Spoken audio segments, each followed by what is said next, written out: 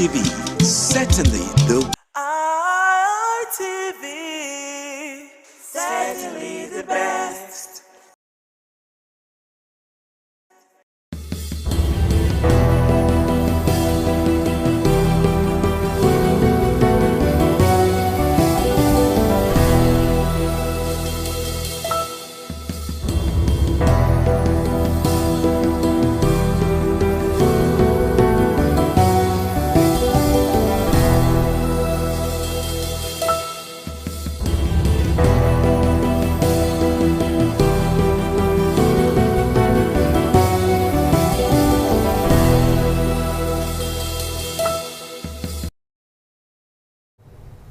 All right, a beautiful morning to you, and you're welcome to the program this morning on ITV, on independent television. It is Wednesday, the 25th day of March, 2026. It's a good one to know that you are alive, and I'm alive, and together we stay together. You know, spend the rest of this day together in Jesus' name. Amen. All right, so I've got my co-anchor, Wishing Omasho. Wishing a very good morning. Now, don't mind me.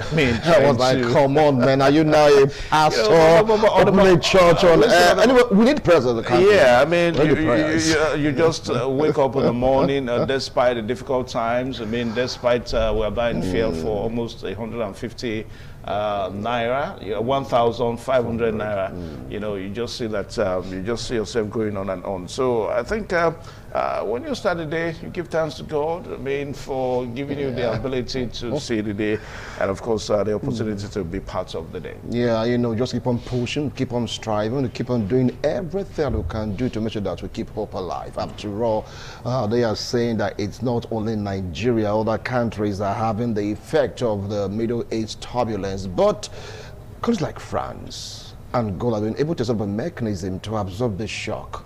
They are still purchasing fuel per liter within that same price range they used to. So how come Nigeria is not the same? Doesn't mean we don't have mechanism put on the ground to help us to absorb this kind of shock.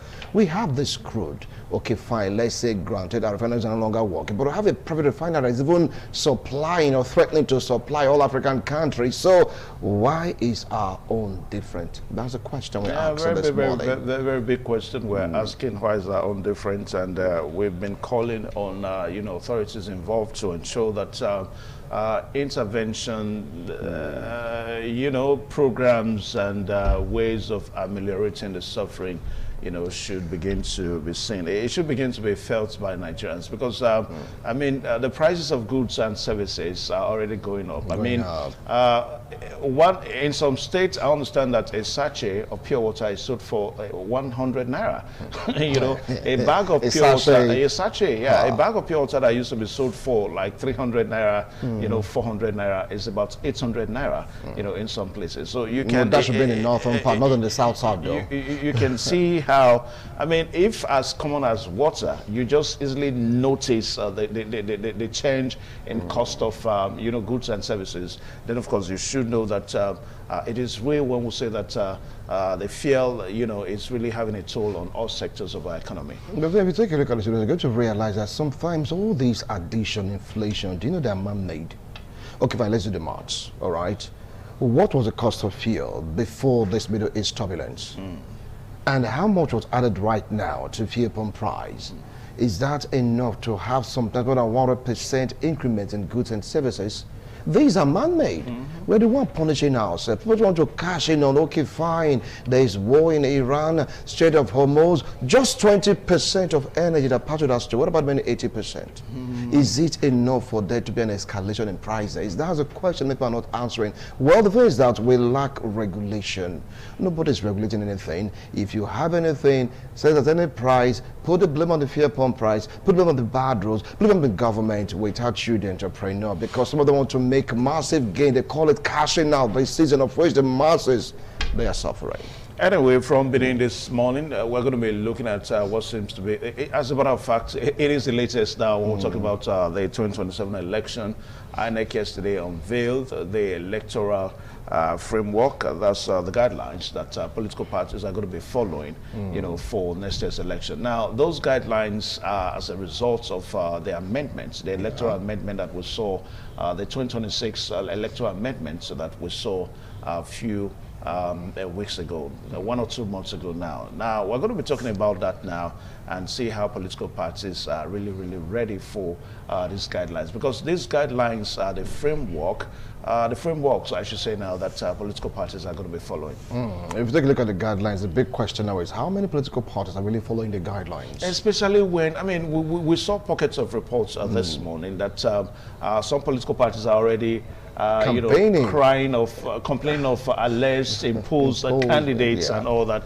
Now, those are the things that INEC, they don't want to see, because I mean, we're going to be looking at the guidelines, because what INEC is saying that, look, all political parties should ensure that they stay on these guidelines. INEC doesn't want to hear quarrels of imposition of candidates and political parties and all that.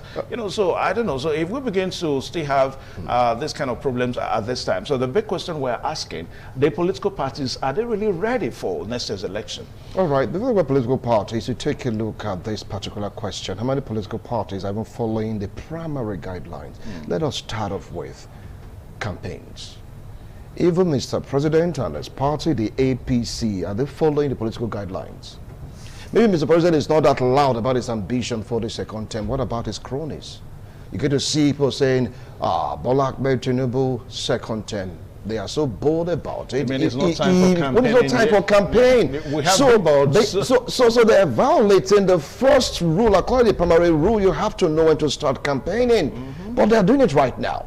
So the extent that ADC is not following suit. Okay, fine. They don't know the presidential candidate yet, but they say vote for ADC. Is it Obi Kwankwaso? Is it Atiku Kwankwaso? Whatever. They are all campaigning. But the biggest culprit, if you go to town, you go over the country to ask, is the APC violating this particular rule on how to campaign? Is it time for us to start campaigning yet? No, but they're doing it.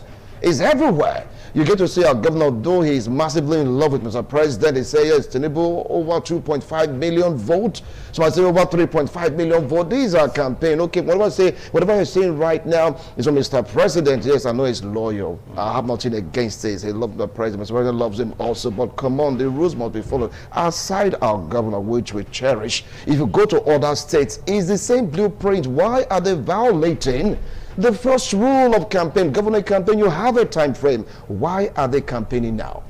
Anyway, it is not for us to judge. We are not judging. We're just asking questions. We're just saying what questions. What are conspicuous. Because if you go around downtown, you see billboards of political parties. The city boy, village boy, you see the billboards and all that. Anyway, we have our Lagos Center with us this morning. Beautiful Messalina is right there. Messi, a very good morning to you. Good morning, Evans. Good morning, Wilson. Trust you guys are doing good. Okay, this beautiful Wednesday morning in Lagos. Lagos is cool, beautiful weather. And you're talking about the guidelines, if political parties are actually following the guidelines. I wouldn't say, I would say most of them. Let's take a look at the campaigning. You know, campaign is supposed to start 150 days to the election. But I mean, some political parties, they've started campaigning. And it's boils down to adverse political parties, you know, really following the guidelines. So we're still going to be talking about 2027 election from Lagos today, the intense political realignment ahead of the 2027 election. There's rising debate over the positioning of politicians as parties primaries and realignment accelerates ahead of 2027 general election, with some lawmakers and political actors being caged by party structure. So basically today from Lagos, we would still be looking at 2027. I mean, 2027 is just by the corner. Election is close, and we've been seeing a lot of defections lately. Campaigning have started when you're not supposed to start campaigning until 150 days. And so basically today we're looking at 2027 election. I mean, we cannot just wait for 2027 election to come. So we'll see our new president. And talking about the price of fuel general, the Middle East crisis affecting the price of fuel. And, if the price of fuel actually goes up, it affects goods in the market, it affects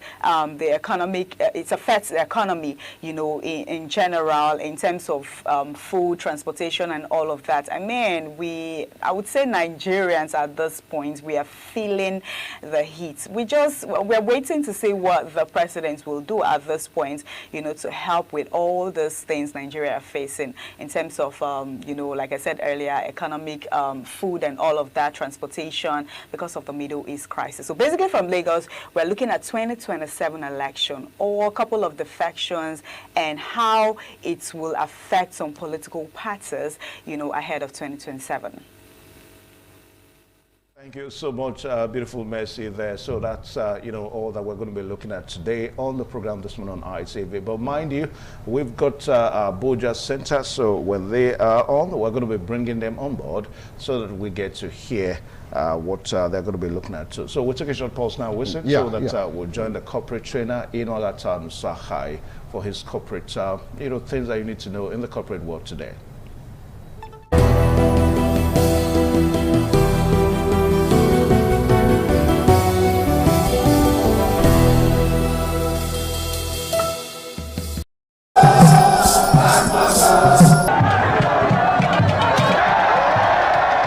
The land of Owa is inhabited by the people with common ancestry, language, religion, economic and socio-political ties. However, irrespective of their subtitle differences in language and culture, they share common traditions. The people are known for their hospitality. Owa traced their origin to Benin Kingdom as a result for a man to find a comfortable place for living. The name Owa was derived from the largest and longest river in the area, which is known as Onwian or Onwa. It means one who makes merry in affluence.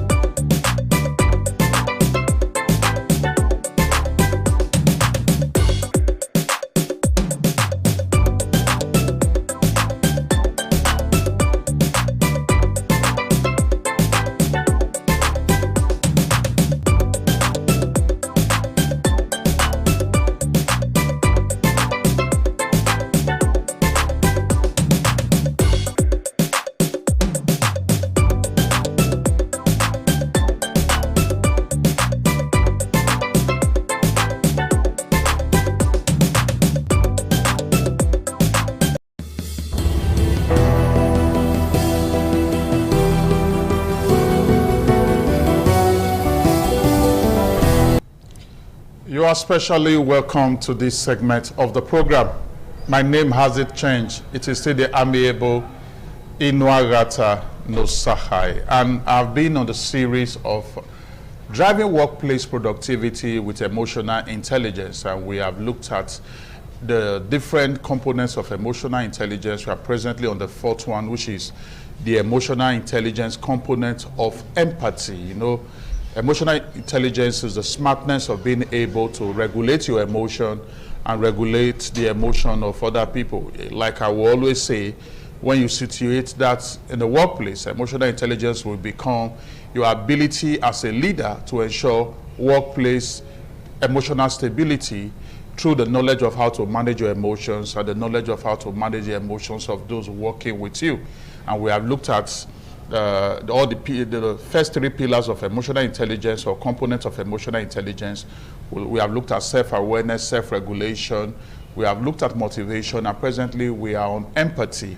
And this morning, just like we have been doing, we have been following the template of using case scenario to drive home this knowledge of the different components of emotional intelligence. Remember that empathy is your ability to sense the needs of other people. Empathy is the capacity to understand the perspectives of other people. Empathy is the ability to feel what other people are feeling. Now, as a leader in a workplace, in a work environment, you know, your ability to understand the perspectives of different departments is empathy. And that is very important important for you on being able to drive the workplace to the next level of growth. Empathy is your ability to understand the perspective of other people. Empathy is the ability, you know, to feel what other people are feeling. Now, as a leader, one significant thing that empathy will help you to do is that it will help you to see your people beyond just human resources for accomplishing organizational goals. It will help you to start seeing your people as human beings with emotions, as human beings with families, as human beings with fears, as human beings with concerns, as human beings with, you know, their own aspirations. This is very, very important. What emotional intelligence, the emotional intelligence component of empathy will help you to do in this light is that it will help you to be able to see that you relate effectively with people with that human finesse, with that human touch. This is very, very important. Remember one critical thing I just said. For you as a leader, empathy will help you to see your people beyond tools of accomplishing organizational goals and objectives. It will help you to see them beyond, you know, human resources. It will help you to see them as human beings. And seeing them as human beings means that you treat them with dignity and respect. And in treating them with dignity and respect, you don't do so based on their family background. You don't do so based on their academic qualifications. You don't treat them with dignity and respect based on their rank.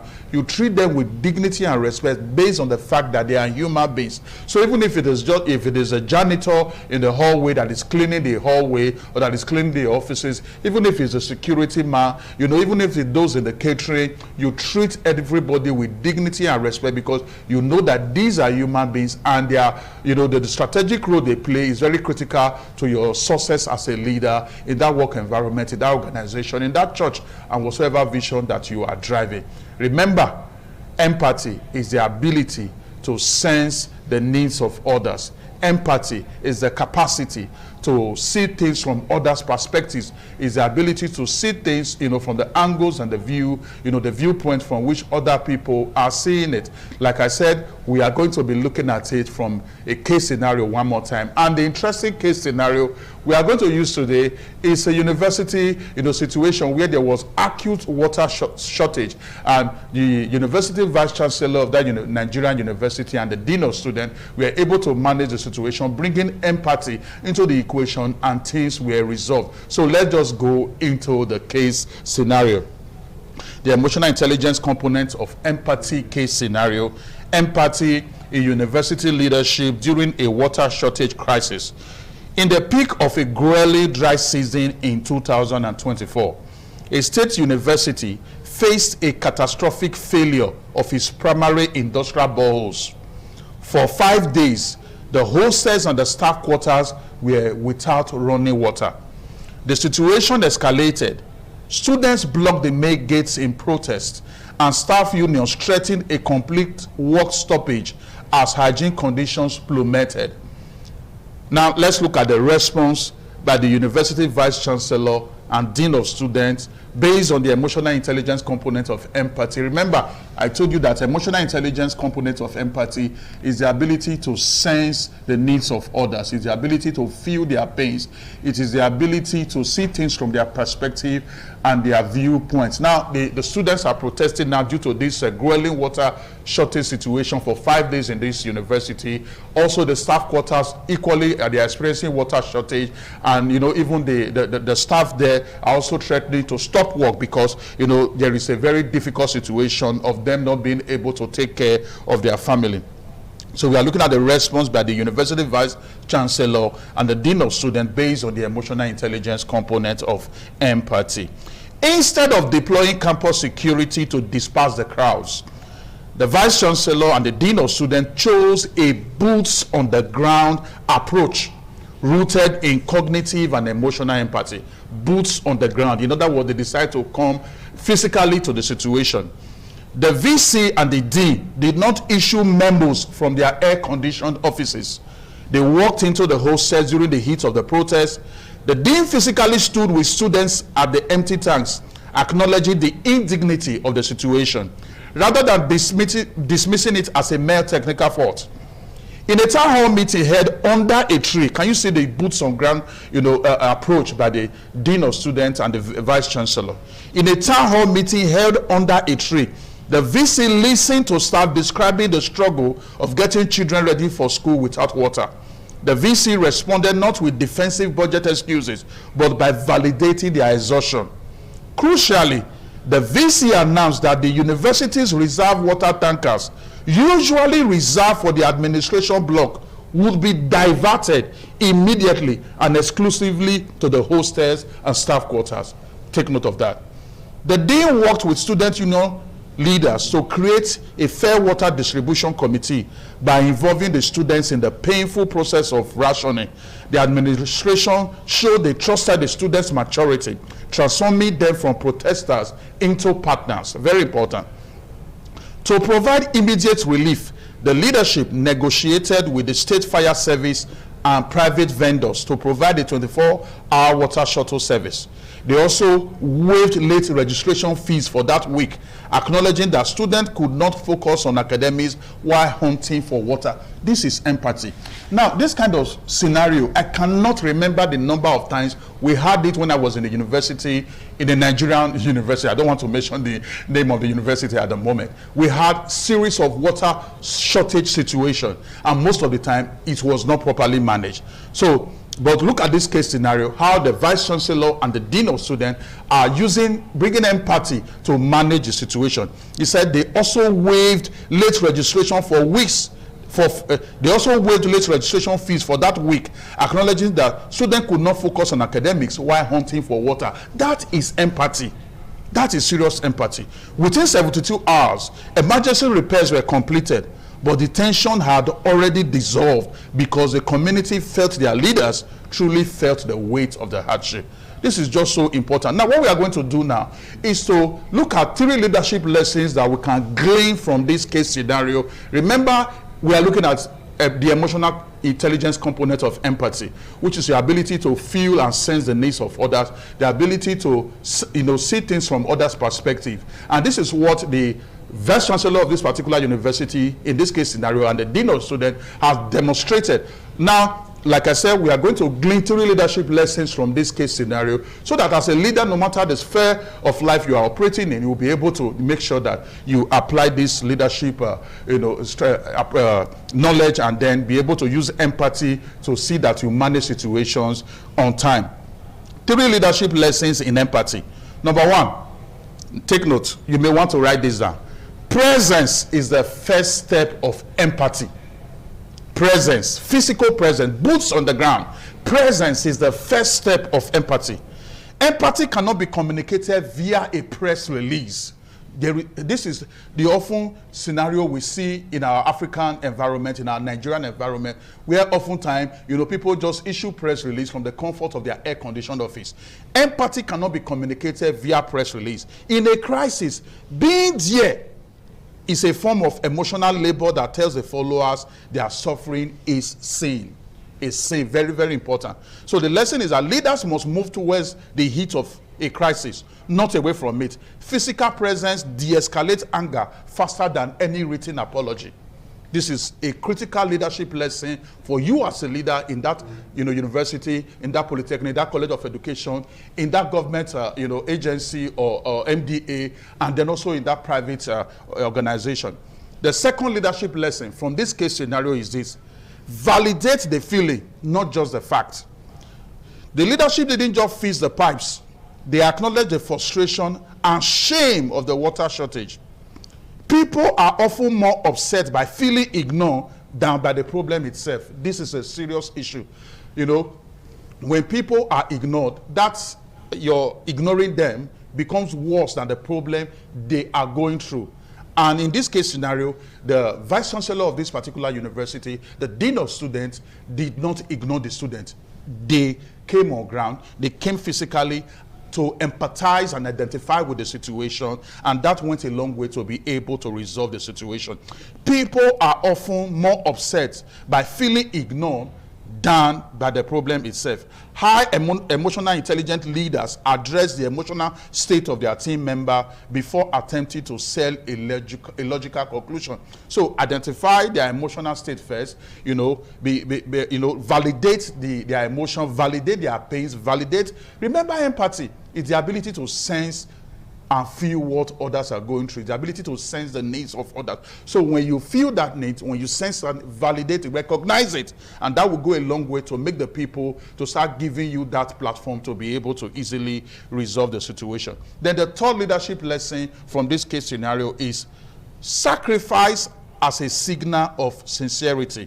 Now, by diverting administrative water to the students, the vice chancellor practiced compassionate empathy, taking action to relieve the distress of others at a personal or departmental cost. Remember when I was going through the case scenario, the vice chancellor immediately ordered that the reserve water tanker that was servicing the administrative block should immediately be, taken to the hostel and the staff quarter to quickly ameliorate the distress that the staff and the students were going through as a result of this grueling water shortage. Sacrifice is very, very important.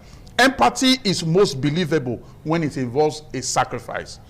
When leaders share the rationing or the burden, it creates powerful sense of institutional willingness that survives the crisis. This is very, very important. Remember empathy, your ability to be able to sense the needs of others. Remember empathy, your capacity to be able to see things from the perspective of others. And this is seriously needed in Nigeria today. This is seriously needed in the political sphere today. It's needed in government. It's needed in the private sector. It's needed in families. It's needed in the religious sphere.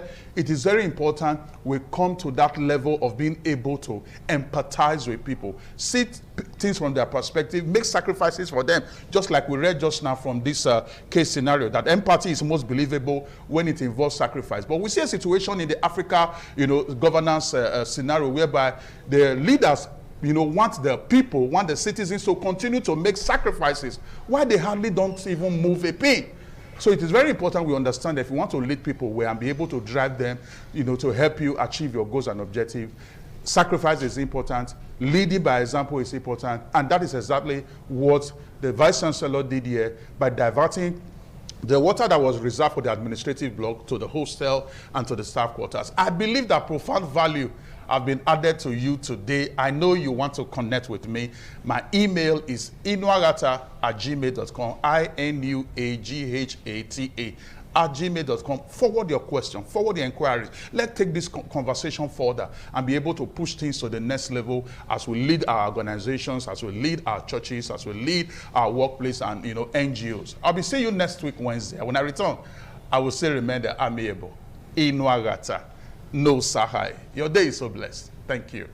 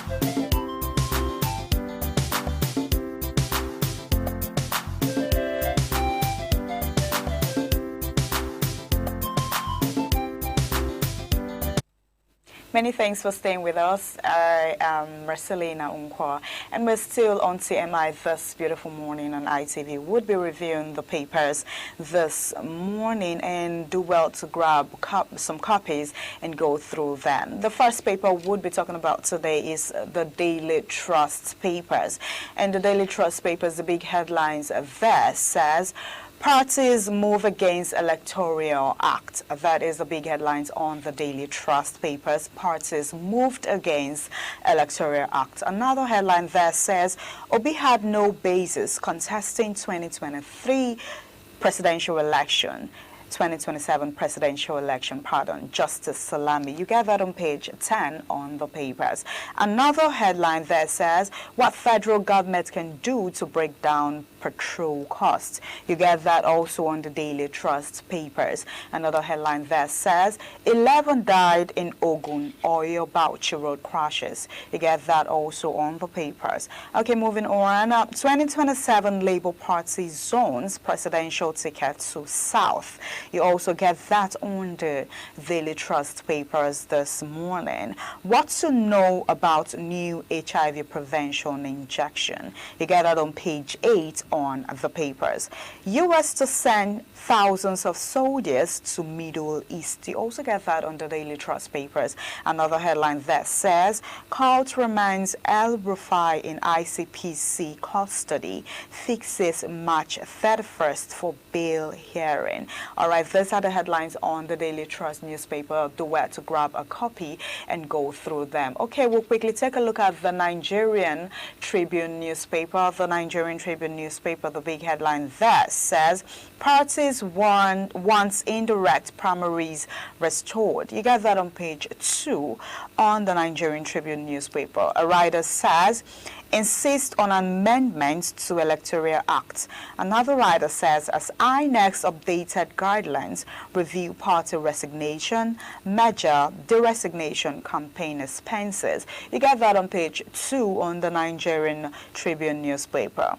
Police confirm 2 dead as Mack trucks break fails in Ibadan, crushes tricycle. You get that on page 26 on the papers. Another headline there says, 2027 oil PDP candidates to emerge April 8, Makinde.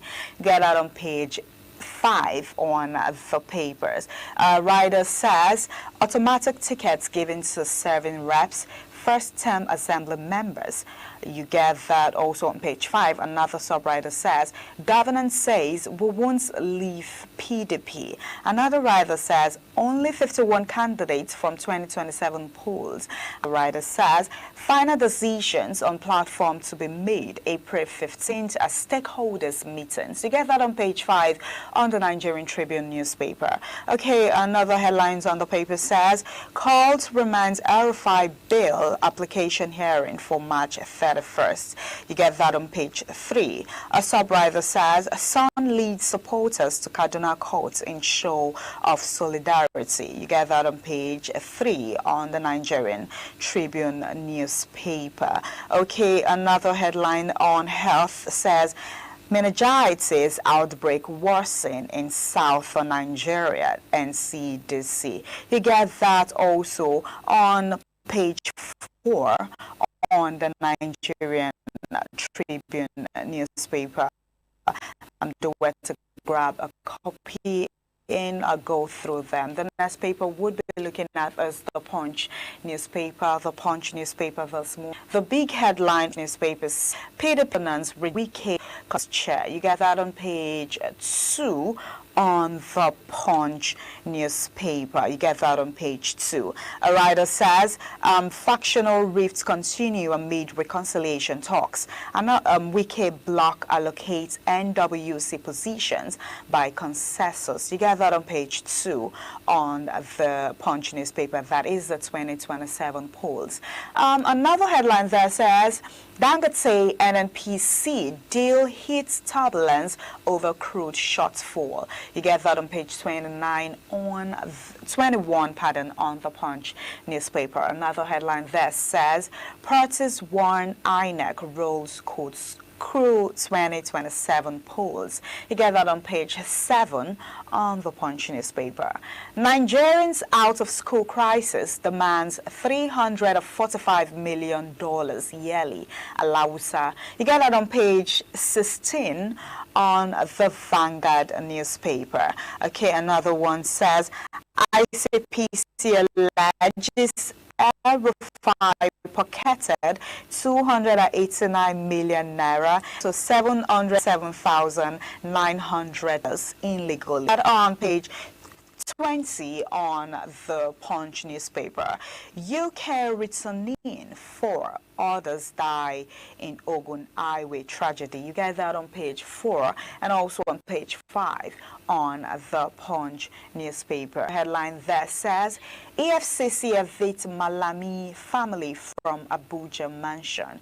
You get that on page 7 on the Punch newspaper. Do also grab a copy, and go through them. Also still on the papers review this morning, let's take a look at the next papers. The Nation newspaper, the big headline on the Nation newspaper says APC, no threat to convention. A writer says aspirant sues party. Another one says zonal congresses held. You get that old Nation. And there says Nigeria to become competitive in global trade with single window. You get that on page 7 on the Nation newspaper. El-Rufai to explain 579 million naira sovereigns pay. You get that on page 3 on the Nation newspaper. Another headline that says Labour Party zones presidential ticket to South shifts conventions. You get that on page 3. Labour Party zones presidential ticket to South shift convention. Get that on page 3. Another headline there says Justice Salami fault mode of picking Supreme Court justice. You also get that on page 4 on the Nation newspaper this morning. Another headline there says Oyo Deputy Governor resigns from federal job for governorship bid. You get that on page 3 on the papers. Another one says blackouts, NISO releases 2,793 MW to 11 discos. You get that also on the Nation newspaper this morning. Let's take a look at the next papers. Let's take a look at the Daily Independent newspaper. The big headline on the Daily Independent newspaper says capital goes where there is value. Nigeria has value. Ojulari. That is on the Daily Independent newspaper. Another headline there says 150 billion debt.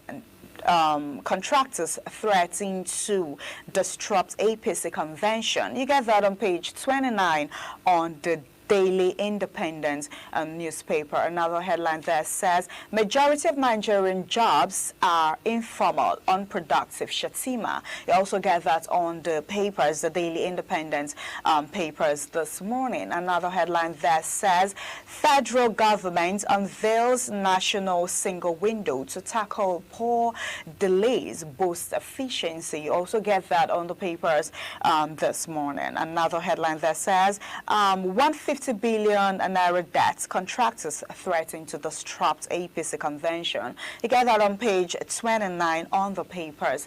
Zenith Bank names Kennedy as executive director. You get that on page 29 on the Daily Independent newspaper. Another headline that says Nigeria may lose Borno Northeast to terrorists. Dume warns. You get that on page 7 on the Daily Independent newspaper. Another one says 2027 INEC unveils drafts regulations guideline for political parties. You get that on page 29 on the Daily Independent papers this morning. Ministers apologizes to Nigerians over persistent power outage. You get that also on the papers. A writer says sees improvements in supply in 2 weeks. Another one says federal government government ramping up generation to 6,000 MW before year end. You also get that on the paper this morning. NCDC raises the alarm over worsening meningitis cases in North. You get that on page 6 on the Daily Independent newspaper this morning. Okay, like I said earlier, do well to grab a copy and go through them. Let's take a look at the last papers for today, which is the Daily Sun newspaper. The Daily Sun papers, the big headline there says, APC Convention Committee clears Ajibola Duru. You get that on page 6 and also page 26 on the papers. A writer says others also get a nod to contest parties' positions. Another writer says aspirants institute 100 million naira suit against parties. You get that on the Daily Sun papers. Another headline there says 2027, Labour Party wants field Northern presidential candidates. You get that on page 6. A writer says throws door open for interesting aspirants. You get that on page 6. Do well to grab a copy. Another headline there says World Bank, why poverty reduction efforts not working in Nigeria. You get that also the papers. Another headline there says Nigerian worse off than in 2023, Baba Ahmed tells Tinubu. You get that on page 6 on the papers this morning. Insecurity, Southwest stakeholders meet in Abeokuta. You get that on page 4 and also on page 26. A writer says federal government plans civilian demeaning teams to tackle IAD's threats. You get that on page 4 and also on page 26 on the papers. Okay, another headline that says federal government target March 31st reopening of Enugu Onitsha Expressway. You get that on page 25 on the papers this morning. Okay, 4 die in Ijebu de Ore Expressway crash. You get that on page 4. A sub-writer says 1 killed, others injured as tanker crushes tricycle in Ibadan. This is all we've got on the Daily Sun. Do well to grab a copy and, go through them. Thank you for joining on the papers review this morning. I am Marcelina Nkwa. We're still on CMI. We would be handing over to our Benin Network studio where Evans is on standby for the continuation on CMI. Just stay with us.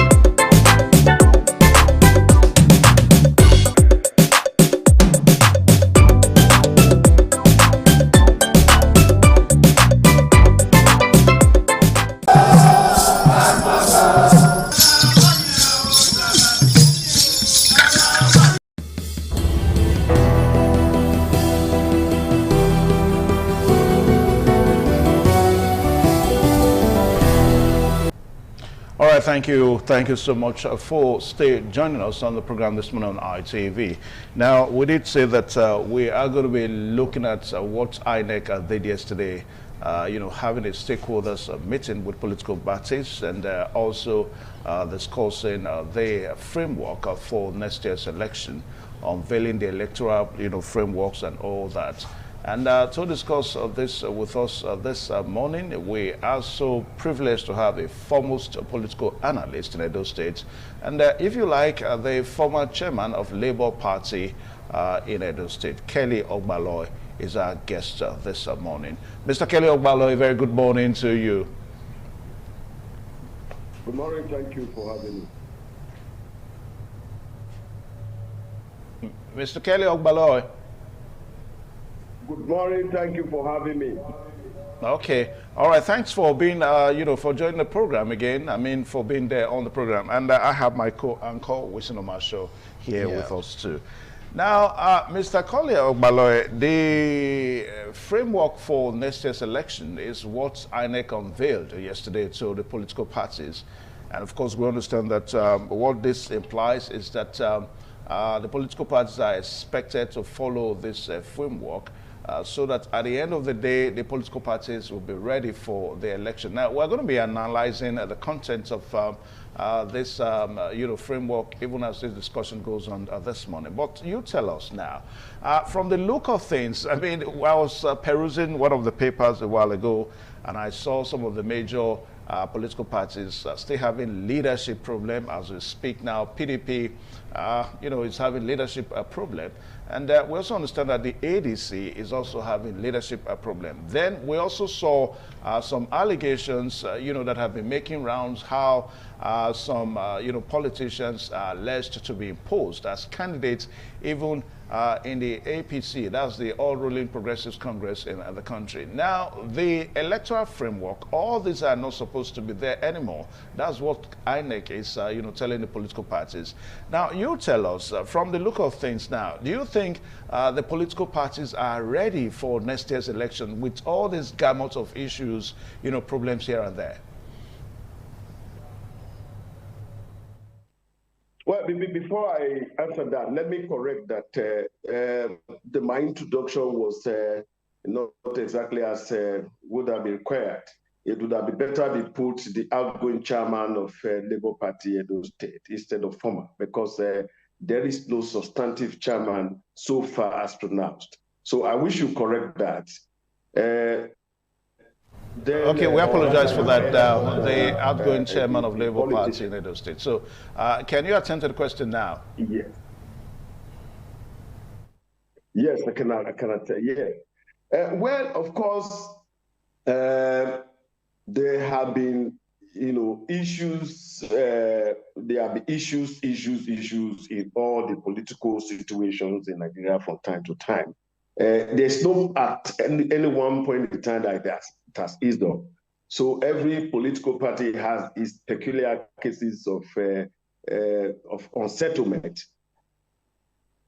That will not translate to say that political parties are not ready for elections in 2027, as far as I'm concerned.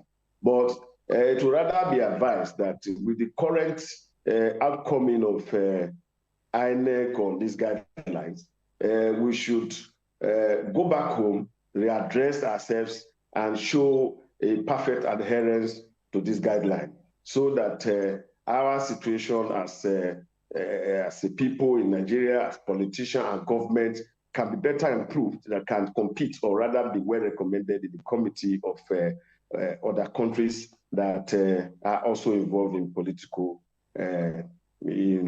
exercises. Comparatively, we must be able to be called to say, well, this system or this act this political act is something that can be described as good. But however, we cannot say because of all of this that probably have been happening within the political parties, it tends to show clearly that we will not be ready for next year's 2027 elections. It is still quite a number of time, as far as I'm concerned, that whatever troubles any political party may have now, there is the tendency to be able to reconcile the squabbles before 2027. This is my take on that question.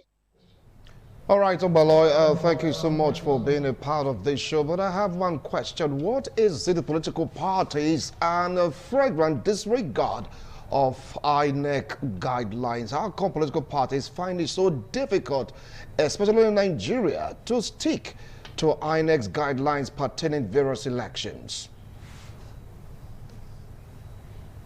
For quite a number of time, INEC itself has not properly proved itself. So there is a tendency, therefore, for a political party to agitate when there are certain tendencies from the part of INEC to hoodwink political party to accepting certain regulations that will not be of the intended intentions of the people who participate in politics in Nigeria. So to me, INEC itself have to do the job itself so that at all times when regulations or pronouncements are made, there will be total adherence. The current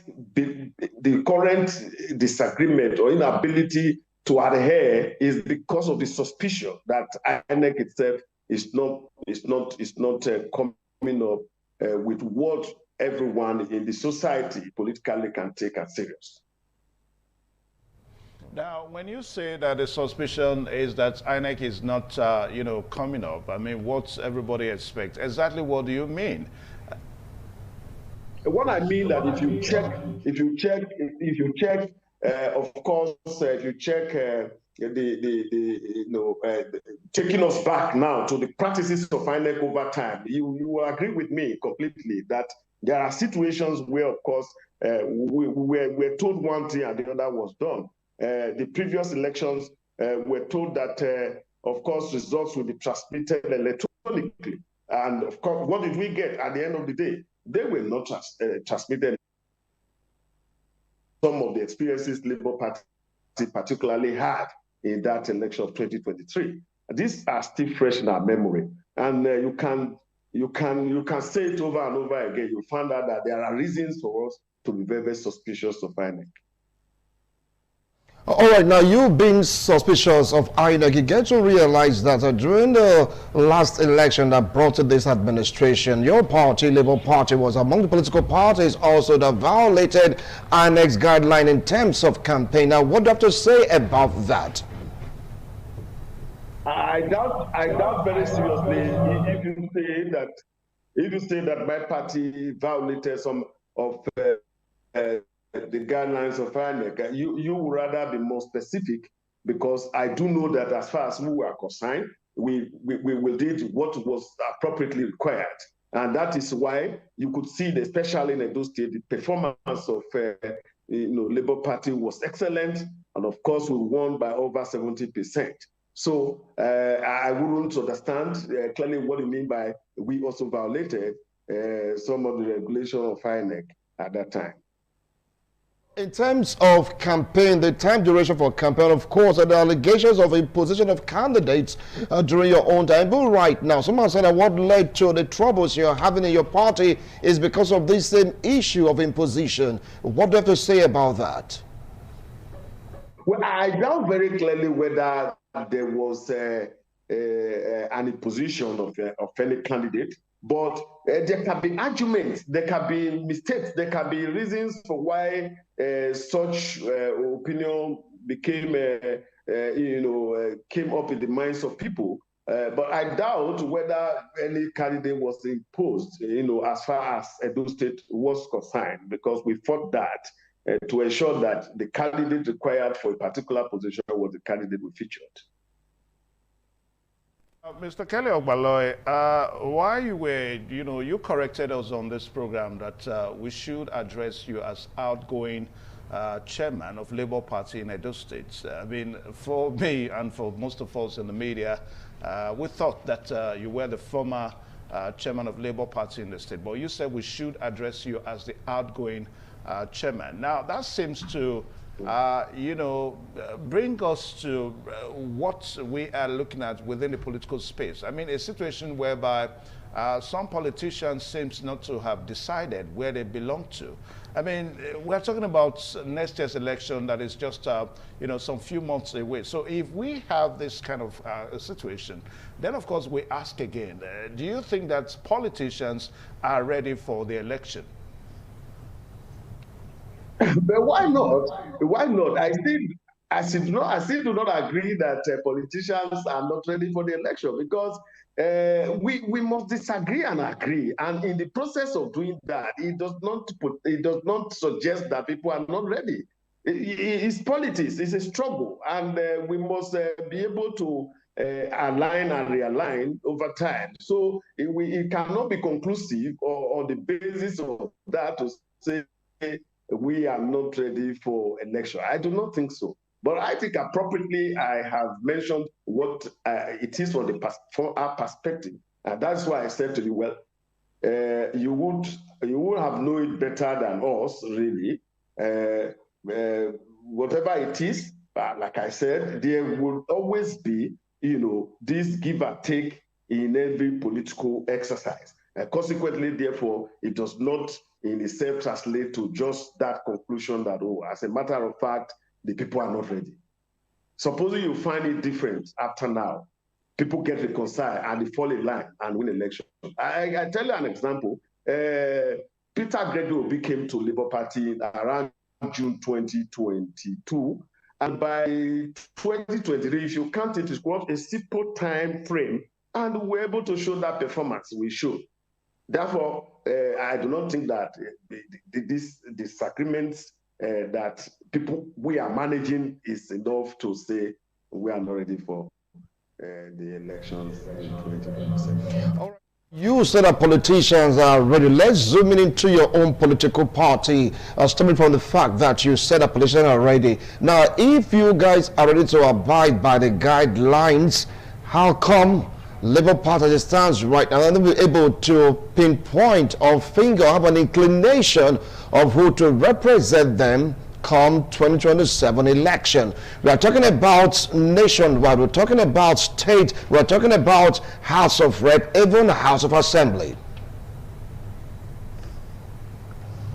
Well, I am afraid if you say Labour Party have not been able to pinpoint who to represent them, I wonder how many political parties have actually shown who is representing them, whether in the general election, and I mean, presidency, National Assembly, House of Assembly, as you mentioned. I don't know how many political... No, Kelly, you said politicians are ready to abide by the guidelines. So I have to zoom in into your own political party. If they are ready, let's take your own party, for instance. How come? You just can't say XYZ is coming out for Labour Party President, House of Reps, Senate, across the country. Well, I think you are not a politician yourself. So every political party works with strategy. So if we are not telling you who is to represent Labour Party, it's not sufficient to say we are not ready for the election. Of course, we are working towards that, and it's not late. There is no guideline that says at that moment, if we don't pinpoint who is to represent us, therefore we are cut off. So to insist that it will mean non-readiness for the election is not correct. My co-anchor, Wilson Omasho here, he was trying to make a case for the party that you are leaving, the Labour Party, that what transpired during the last presidential election seems to be repeating itself. I mean, what would you make of the situation whereby already we have billboards of I don't want to say candidates now, because for the political parties, like you also said, they have not been chosen as candidates. But from the look of things, it seems that those persons would eventually emerge as the candidates of these political parties. I mean, the billboards are so conspicuous, you know, almost, you know, in strategic places. I mean, if you go through the streets of Benin, you'll find some of these large, bold billboards of these personalities, you know, signifying interest, people calling them to run for the presidential election and for other elections.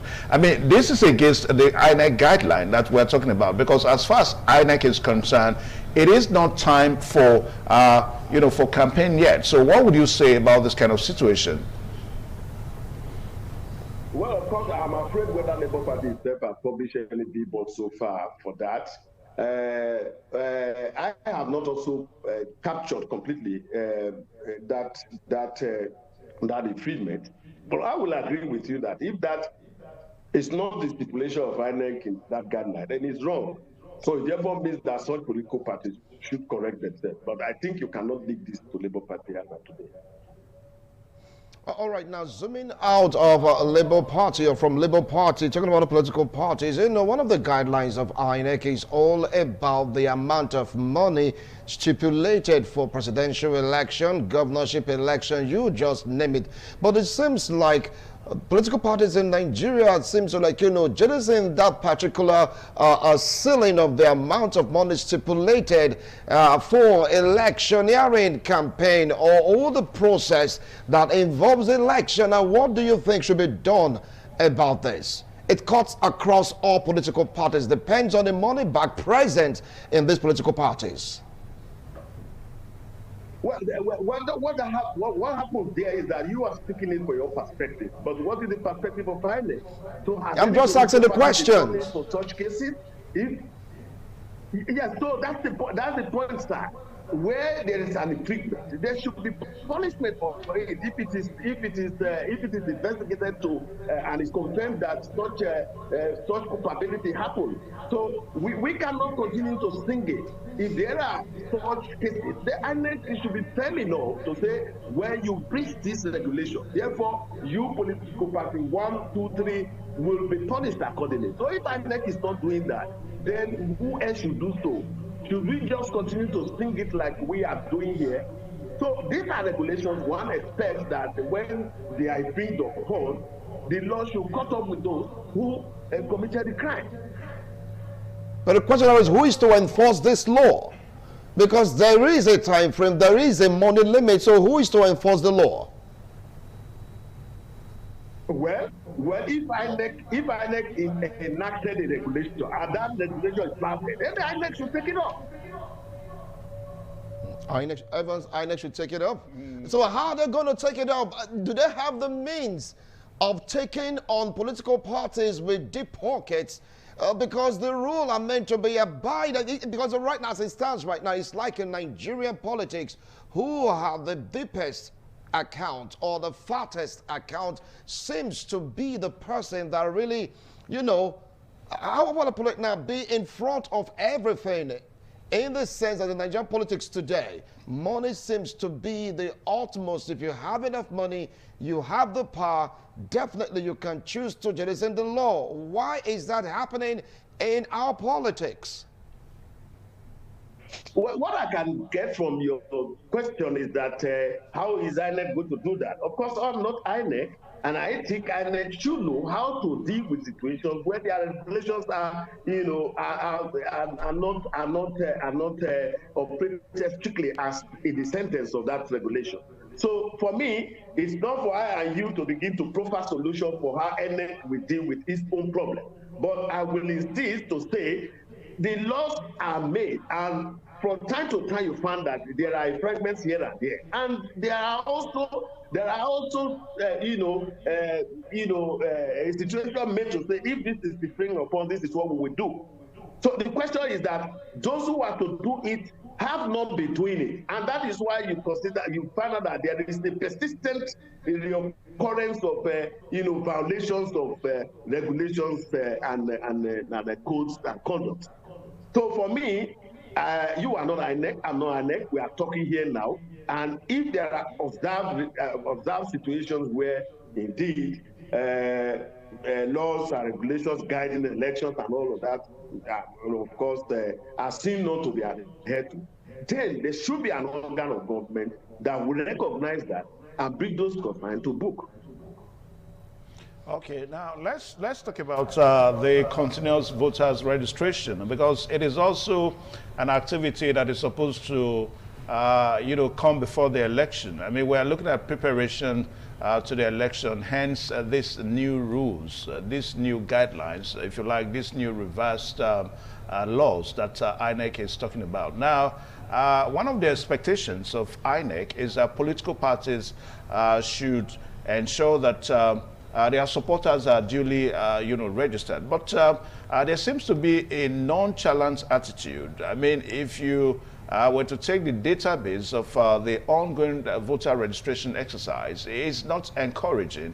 Now, don't you think that political parties seems not to be doing what they're supposed to be doing at this time?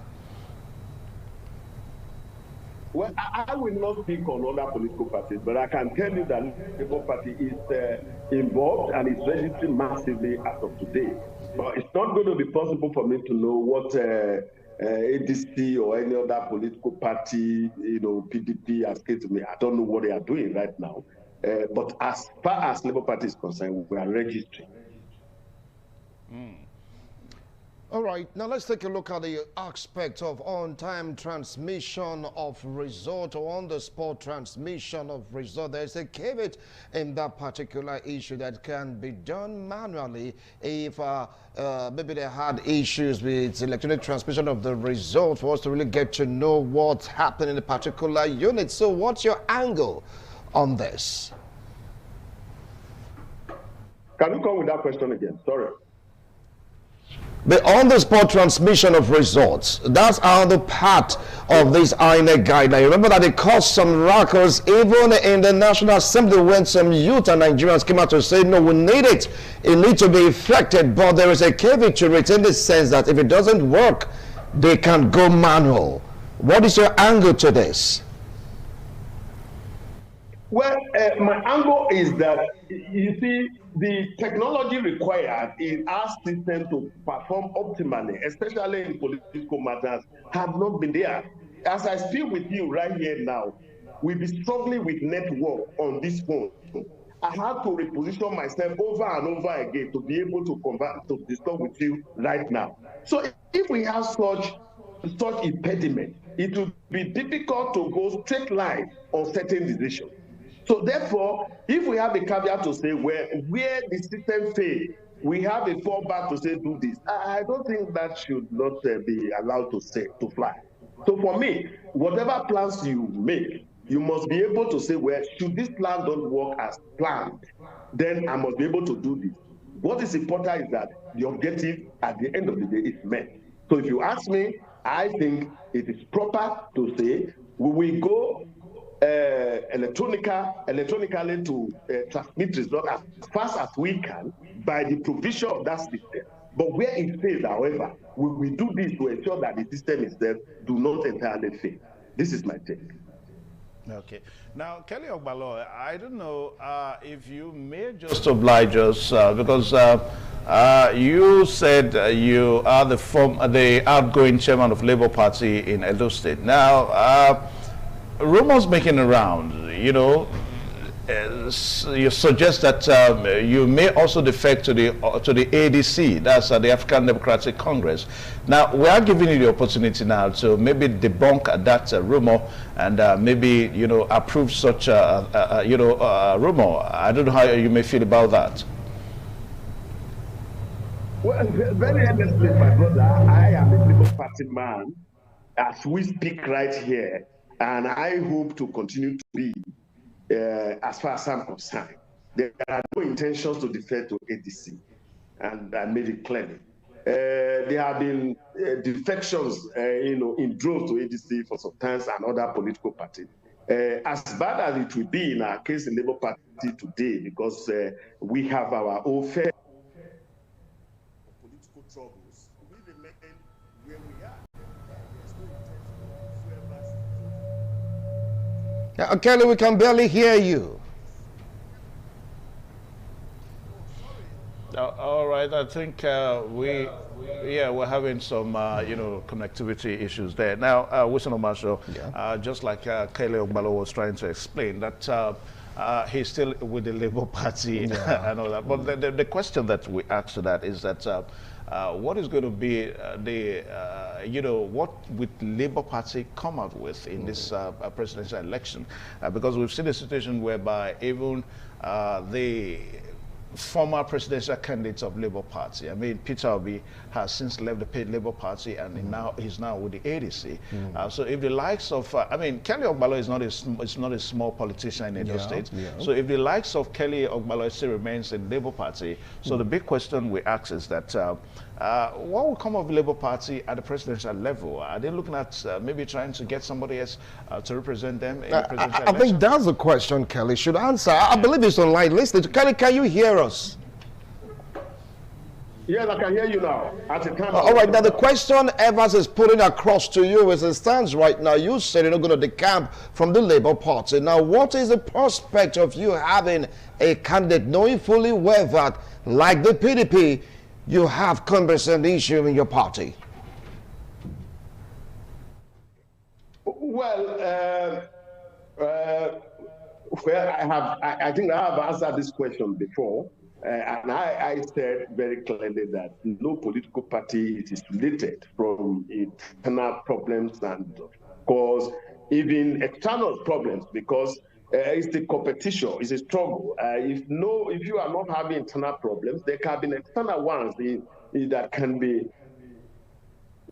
inflicted on you by even competing other political parties. That is very clear.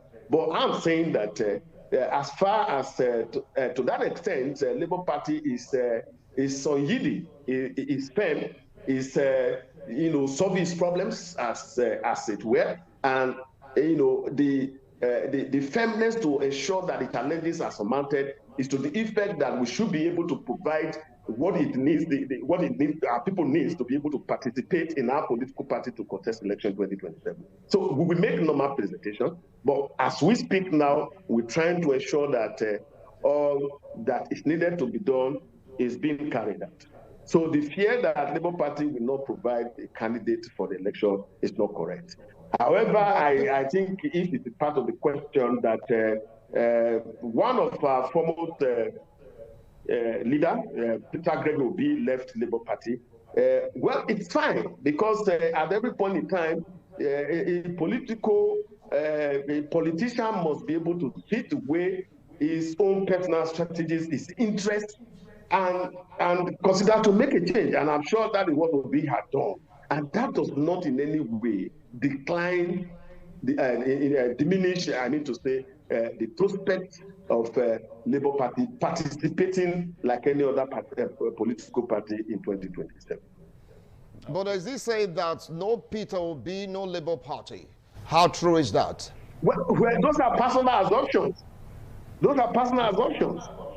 So if you say there's no Peter Obi and there's no Peter Obi, there's no Labour Party, anybody can say anything. But I think it's a wrong assumption, because Labour Party existed before Obi came. And before Obi came, we had won elections. Before Obi came, the party was not deregistered. People were there. This is not to say Obi is not a factor in Labour Party. However, he has tried so much, and in fact, put the fire more aglow when he came to Labour Party. But you cannot say the defection of an individual, portends the eventual collapse of a political party. It's not happening. You can comparatively look at this and see that all political parties have been existing, no matter the details that were there at any particular time, of their existence. So for me, Obi is a good man. We would have needed to keep him if we were able to keep him. But to say that without him, Labour Party does not live is not correct. Okay. Now, Mr. Kelly Ogbalo, we may seem to have, highlighted some of the contents of the new guidelines, the revised guidelines that INEC has put forward to the political parties. I mean, campaigns are not supposed to be going on right now, even with fine billboards and all that. And of course, political parties should ensure that between now and a certain time, they would have gotten candidates and all that. But we've seen, quarrels, squabbles, political squabbles within the political parties. And the fear is whether these political parties will be able to settle this quarrel so that they come up with, candidates before that election.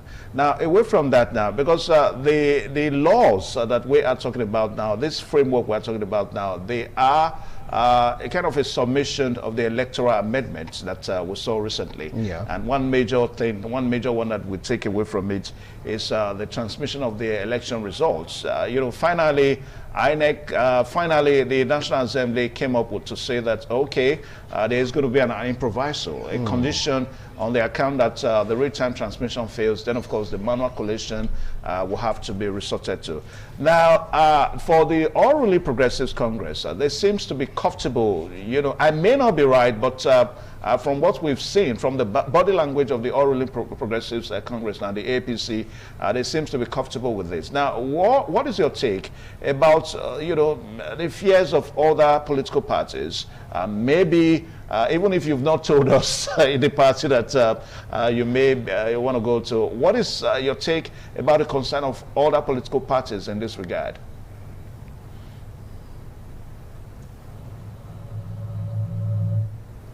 Kelly Ogbaloy. At the moment, and it's not immediately contemplated. So let's get that straight. I will not be able to speak on the chairs of other political parties. What could happen if the system, if the transmission of results electronically, and of course the backup, as stated by INEC, and of course the National Assembly, you know, do not carry out exactly the desire they would have preferred. But fears are possible. Fears are possible, but we have to encourage ourselves and surmount it. Because if everybody in the system perform according to the rules, and political parties, you know, sit back to you know, operate the rules as given, I think we will have no problem as far as I'm concerned. So, but it is when we who are in the system fail to do what is right that you can begin to see that. So there's no law that is made that will not be operated by the people. The failure of that law will also mean that the people did not appropriately, you know, run that law or rule properly. Because if you say, of course, we go to physically now transmit, why can't we even do that properly? Who says physically transmitting result cannot work well? Who says so? It is because of our own personal involvement, this undue determination to win elections at all costs have been the problem. So it is that some will be comfortable with what is there, some will be uncomfortable. You can't take that away. All right, now let's take a look at the aspect of underage registration and, of course, voting. Some people, like said, at the North, allegedly have been fingered for being involved in this kind of act whereby you get to see underage voters. Even the political parties being a card-carrying members of XYZ political parties. How can this be checked? Well, it's also boiled down to us. If you ask me how can it be checked, I have said here earlier that the instrument to check wrongdoings in the society, they are there. It is when they are left unused that you have problems. So I will also say that those who are saddled with responsibility of checking this kind of misbehavior within our political terrain should agree to come forward and use that law within them to say, you have air here, you have air here, so we will punish for it. So it is not for me and you to be able to profile now, say when to profile and say, oh, when this and this happen, this is what you must do, because the safeguards are already there.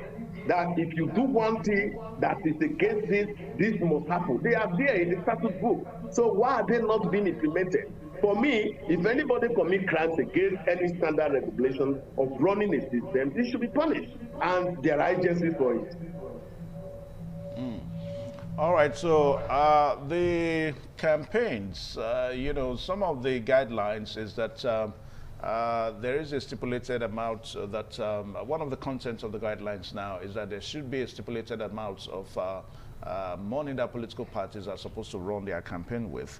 Now, the party at the center has always been in a vantage position even maybe at the expense of other political parties. Now, that seems to give a more advantage to the party at the center. It's been a recurrent experience in our politics, in our elections over the time. Now, do you see this next year's election different? Maybe that political parties may just hack in to the expectation of INEC that, okay, the campaign should be within a certain amount of money so that we don't overbloat or the issue of buying of elections is around the corner and all that, so that we don't overbloat the system, so that we don't monetize the system, anymore.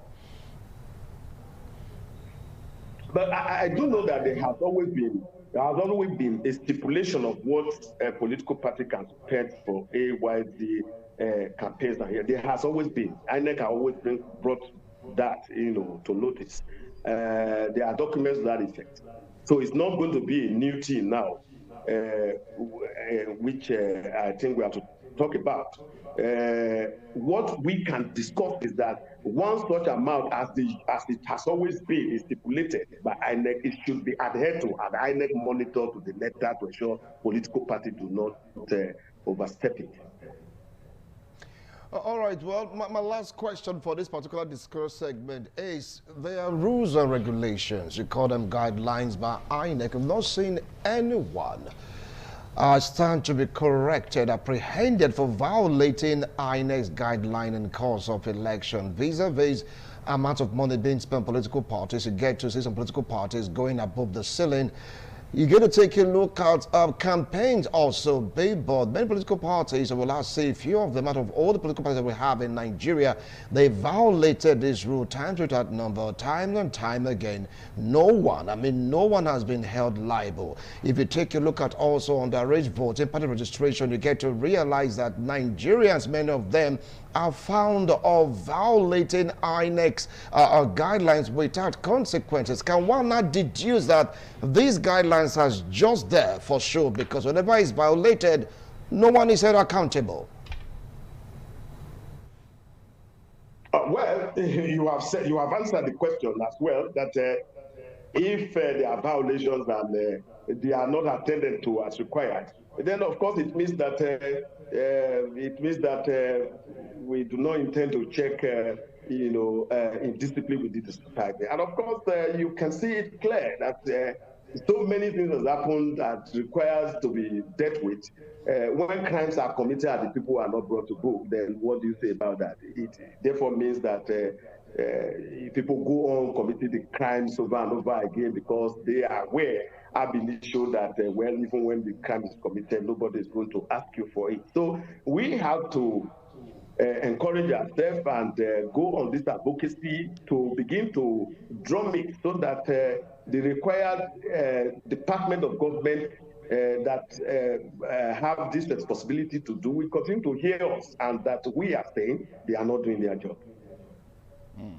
All right, so before we let you go, this election we're talking about now, next year's election, is going to be the first major general election that the new INEC boss, Professor Joash Mokpito, is going to be, conducting. Now, we are talking about enforcing these guidelines. I mean, a lot of persons are watching. They want to see how he succeeds, his tenure. What would you want to suggest for him? His ability to enforce these guidelines. How would you want to suggest that to him? Well, what is to be suggested is clearly that the guidelines have been formulated, published, and handed over. He should watch them closely and watch those who are to operate these guidelines closely, and ensure that any defect is brought to book as early as possible and dealt with. This is my suggestion. There's no other suggestion that we'll give. The rules are there, and once they are not followed, then you should act. Then we must be disciplined to ensure that what we say we do. In this country, we say one thing, we make certain laws, and we do the other. That has been the problems we have had here. So if I have a lot of confidence in the new national, the new INEC boss. I have a lot of confidence, but I hope that it should prove that more by ensuring that when you say don't do this and it is done, then you are able to do the needful without bringing in undue or undescribed, sentiments or certain coloration. Because it's an independent body who should be able to do its business independently as well. So for me, I suggest that it should be consulted to ensure that the points are taken by point. What is wrong, deal with it accordingly. What is right, deal with it accordingly. Okay. All right, so Mr. Kelly Ogbalo, I want to say a very big thank you. Joining us on the program today, despite your very tight schedule. I want to say thank you. So we do hope that when we call you again, you'll be able to answer to our call so that we can have more issues discussed here. It is my pleasure. Thank you so very much. Okay. All right, thank you. So that has been Kelly Ogbalo, the outgoing chairman of Labour Party. Okay, you use the word factional. Yeah. Factional. You have two now. Okay. According to reports. Yeah. You see, Wisdom Marshall, all these are the issues that INEC is so concerned about, hence these guidelines. Because INEC is looking at a situation whereby all the political parties should be prepared. Issues, around the party seems not to be in one form. It should not be at all, because at the end of the day, we're going to have a post-election crisis. Candidates, aspirants or candidates going to court and all that. So we just wish all the political parties the best of luck, even as they prepare for the election. If you take a look at the situation, someone like saying that we are in trouble when you talk about election coordinating or, the electionary at seats. In fact, it's like Nigerians are not really ready to have free, fair, credible election. It goes beyond INEC. INEC will have been blaming politicians. Politicians will be blaming the political party in power. And the political party in power will blaming the cities. Like, a vicious circle. They just keep on going on and on. Now, how can you be an institution, you bring forth a guideline, and if that guideline is violated, no one is being punished? You can't do How anything. is it going to work? Yeah. They tell you, look, ours is just to bring the guidelines. We are not the enforcers. So who are those to enforce this rule? Even the ruling party, political party, they are not, clear of this saying. It's like saying they're robbed from all political parties because they're involved in the same thing. You be like, okay, fine, you have XYZ number of them to start campaigning. What are we saying here right now? The ruling party, they're violating the rule.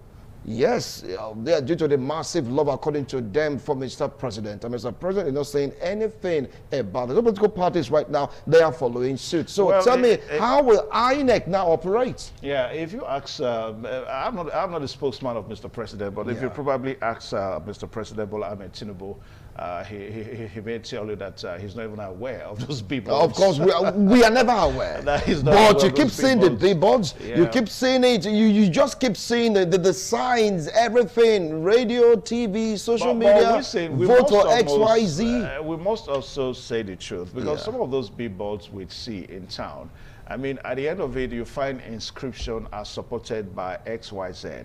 You don't find the inscription anyone that, can. There is a billboard supported by XYZ. How come INEC would send down enforcers to bring down those billboards if they're ready for business? You bring it down and you sanction the party involved. How many of them are sanctioned? None. That is where we are in right now, because it's so disturbing. If you want free, fair, credible election, it starts from the top, straight to the bottom.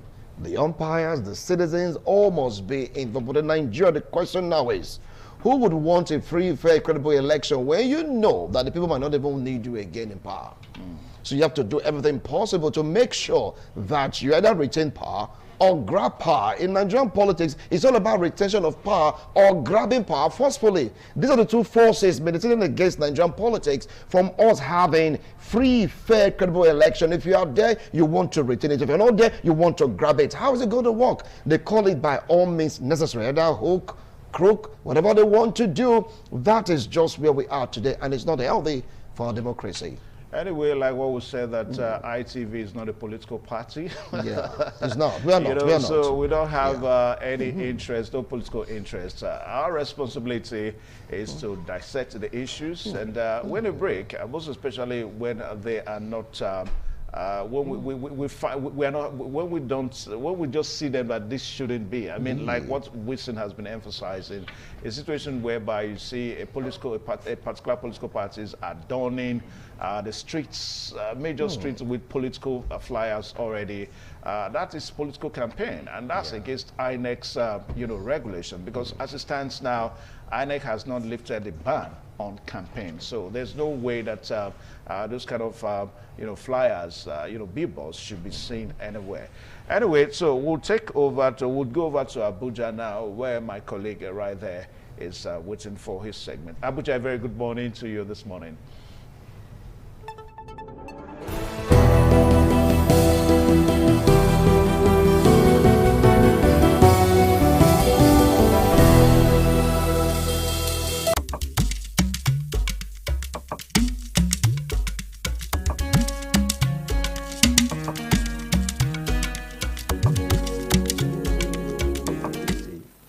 About it. There is nothing he does that he will not talk about it and say, these people, they should not come to this state. This state must be safe. People must be able to go to their farm. Economic movement has to be in place, and I'm happy that he has the people at that. And guess what? He pays salary regularly. So if you are working, by the time it's end of the month, you receive your salary. While I was working there, I received my salary. Okay, and then I also asked others, like, how is that? No, it's general, it's everybody. If you are getting what you work for, you'll be able to plan, and then you'll be able to do much more. And then from there, it reduces a lot of crime. You said something in the line of this conversation, which is very critical, and it has to do with the fact that one of the challenges that also one of the problems or the major cause of insecurity has to do with inequality, and also lack of job opportunities. How do you think this can be tackled, inequality and opportunities for you? You see, sociology has made it clear that inequality is also the foundation of conflict. And when resources that are harnessed from a particular geographic location and then the people don't benefit from it, that is what leads to crisis. Or take for instance, me and you, we are working here. I am treated fairly, you are treated unfair. No matter what, you will be angry. So let us look at these areas where people are treated unfair, and let's balance it. And let us look at resources sharing, be able to balance it. I always tell someone, I said, what you owe, it is difficult for you to destroy. Now this phone belongs to you. If I want to pick this phone now and sit on the ground, you will not allow me to do that. The reason is because you own. If we co-own this country together, where nobody feels cheated, I'm telling you, everybody will protect their interests. You have an interest.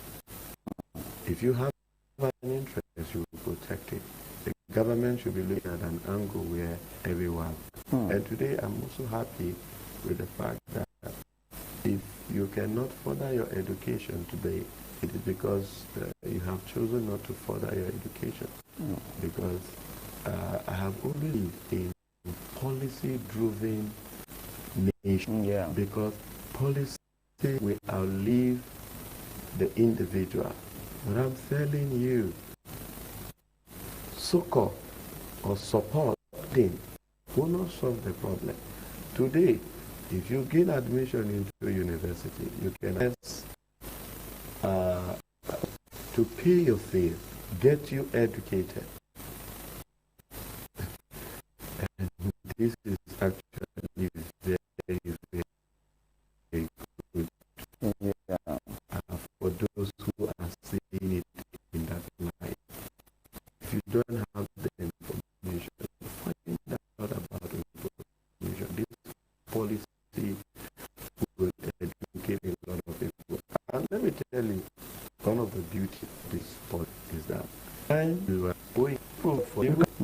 and you are now. Now, I'm sure there are policies that is being worked on so that you will be able to get a job and then be able to repay this. And if they don't give you a job, you've already benefited. So, policy-driven nations, I'm telling you, will sustain development for a very long time. And that takes us to one issue has to do with relationship with the people at the top. Talking about COVID and that government. How we describe the relationship? Has they been able to help Kogi State to also feel trickle-down effect of what the effect is doing? When this is actually a high-profile questions, and then I would answer from the basis of information that is available to me. Okay.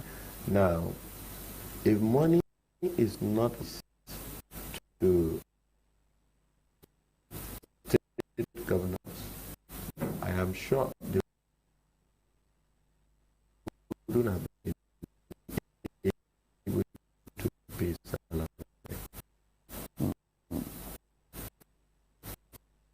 So, to an extent,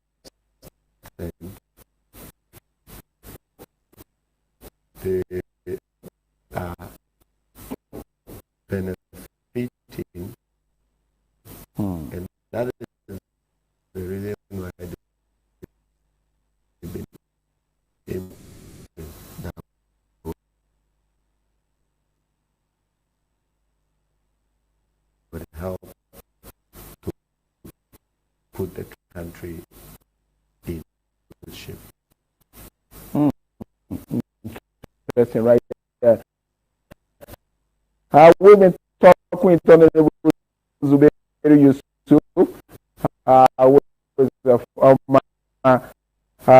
President Special Assistant to Governor of Kogi State on road safety matters, and he also talked about the fact that road crashes is also kill more people than banditry. And that's really interesting, the fact that people don't pay so much attention to that. Everybody's eye is on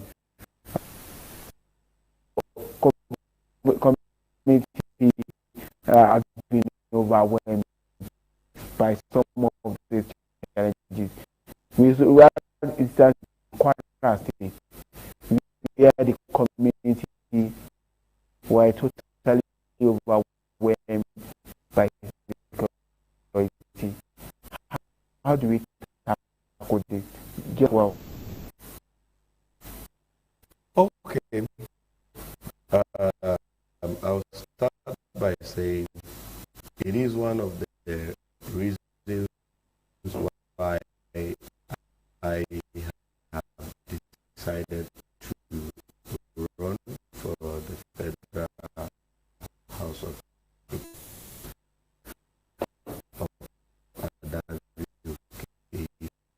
Federal Constituency.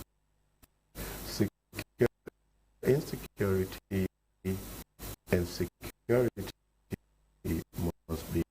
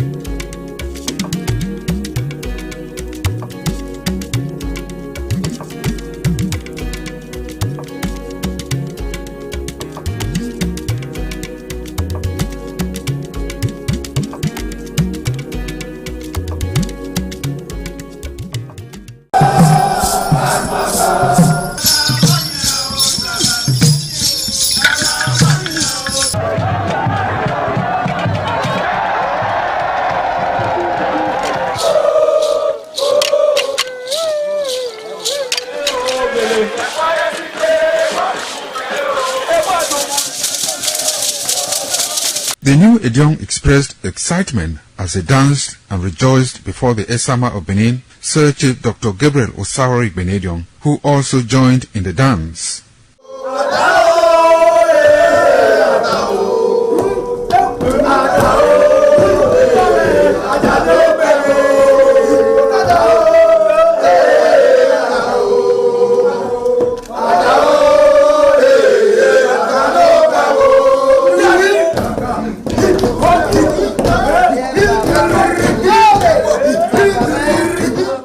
As visiting and paying of homage to various homes of senior elders continued, the initiates spent 7 days performing diverse kinds of rites as required by tradition. They were furnished with rules and regulations regarding their new office as Edion.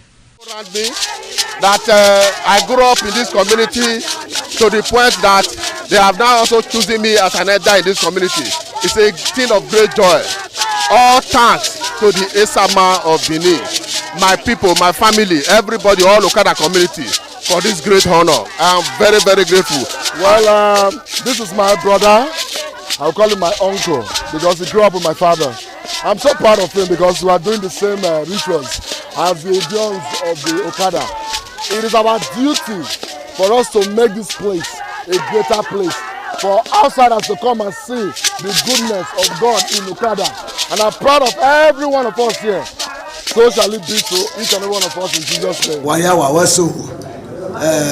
Odion ma Okada zima Esama zima Dion Bona zima Dion Obala zima Dion Malawe Mari Esama Dion na the mado pon Esama the mado gbeken Esama e ma Dion wa na Esama ma gbeken ne osabo obuyo biton ne baba no get turn maga no dia mi maga ma ni do gbeken ne de na e ma yafe e ma ato e ma agbon oro pa ewu dori e ma dia wo re ne o be ti agbon ya no we mi maga me ni just ko sino mi afa in Esama in our father's house in respect of our initiation to elders Edion level.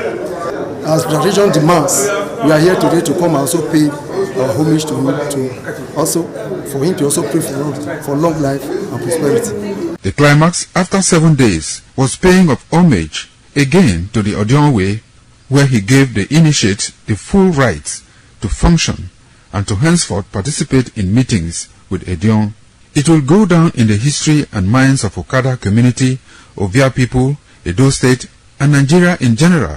The ambience, style, and the colorful ceremony associated with the 2025 initiation into the Edion Council of former Governor of Edo State, Chief Lucky Nosagari Benedion, his brothers Bright Ayamakwe Benedion, Honorable Charles Osenwige Benedion, Peter Osawori Benedion, Dr. Fred Osanwi Benedion, Barrister Mike Osane Benedion, Executive Director Operations, ITV and Radio, Chief Elder Gwede Wonse, Honorable Efosa Douglas Igbenedion, Ukbonwa Igbenedion, Osawe Igbenedion, Edosa Igbenedion, Dr. Daniel Omorige Igbenedion, as well as Agbong Steve Igbenedion, among other sons of Okada.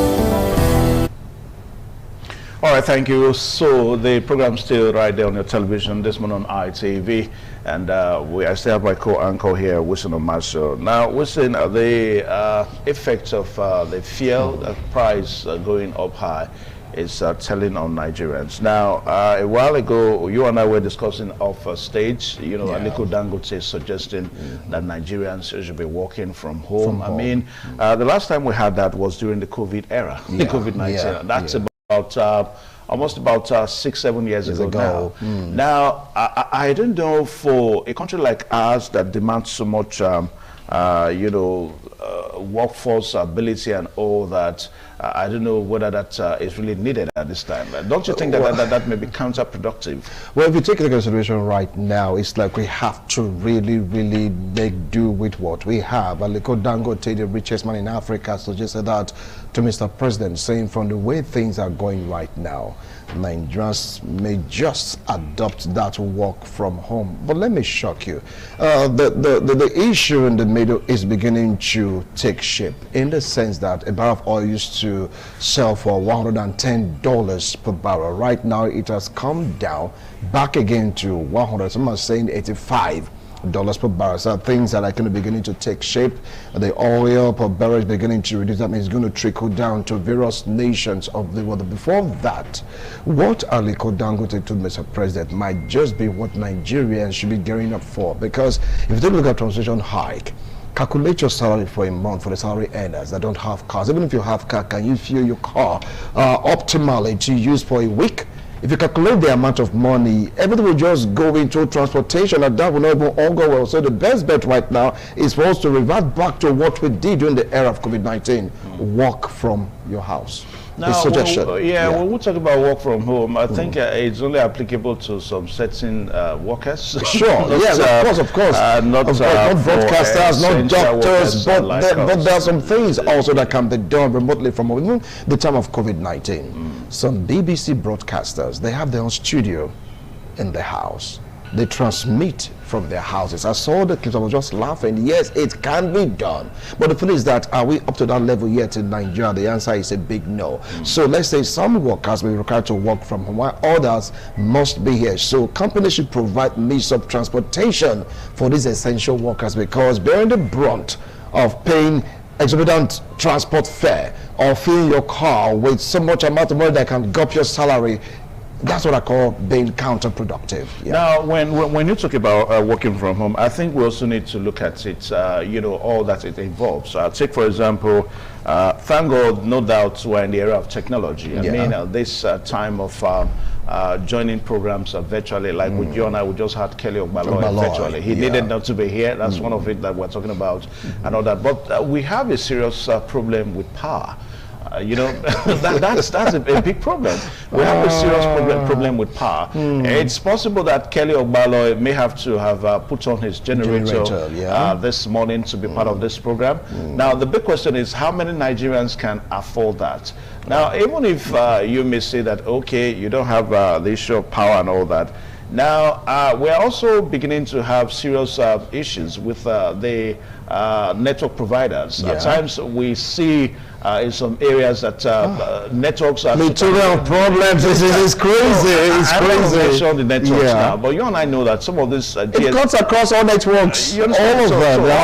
All these are issues. So even if we may consider to work from home, we also need to think about the bigger problem that Nigeria has. The big problem of power, and of course the big problem of network, service providers, connectivity, which also has to do with power, because most of these network providers, they need the electricity that you and I need for them to put their system, in use. So it is a big a problem, and I don't know where we can. But I believe that within the next few weeks, things definitely take shape. No, I'm following international trend. Since the oil per barrel is dropping right now, things will definitely take shape. But my concern right now are these Shylock Nigerian traders, whether the petroleum industry, in our markets, transporters, you just name it. Now, just watch. If it should come down to $70 per barrel or $60 per barrel, be hearing something like old stock. Because we don't have regulators. I don't know, why is it that Nigerians like punishing Nigerians? Yeah, listen, but again, why is it so? You are correct, but again, you also need to understand, what business is like. I mean, take for example, traders that have increased the prices of their goods right now. You may not have to blame them, because what would you take Evans, you blame them. Hold on. There is a hike in price, you have old stock. Yes, you don't wait. Let me explain now. Now, what would you take of a pure water seller? A pure water seller that bought maybe a bag of pure water for 1,000 naira. Okay. Then he sells for 400 naira. He's not going to make profit. Okay, hold on. You understand? So that pure water seller may have also paid some money to get that pure water refrigerated. So he has to pay for all these things. So at the end of the day, you see that it is little or Stop making excuses for these people. What about the concept of old stock? Yeah. How come when you have old stock and there is a spike in price, you will not say, oh, let's go and get a new one first before we start selling this particular price. They start selling that same old stock. Now, when there's a crash in price, they say, no, we still have old stock. For how long are we going to continue like this? Can I explain? Can I explain quickly the old stock thing? Now, if you buy an item for 5 naira, and they told you that it has been increased to 10 naira, so where the 5 naira between 5 naira and 10 naira, where do you get it from? So you have to increase to 10 naira. That is the investment. No, you get the new stock and you sell for the new price. No, you still make your profit. The difference between 5 naira and 10 naira, where do you get it from? Okay, Evans, now if you want to start the business, so you have to increase from 5 naira to 10 naira so that you can buy that product again. Evans, so that's I have an old stock. When fear sellers, when these fear marketers, when they tell you that they increase their price, even if they are selling from the old stock, it is because they have to adjust their price so that whatever they come up with, they can take it to wherever they're getting it. Do you deal on fear? If I deal on fear. Do you sell fuel? No, it's simple. Because we are making excuses for them and that. But it's explainable. It's explainable. Anyway, we have to join Mercy now in Lagos, where she's right. I think she's going to be explaining and discussing this legal Dangote, legal Dangote's position on working from home. Over to you, Mercy.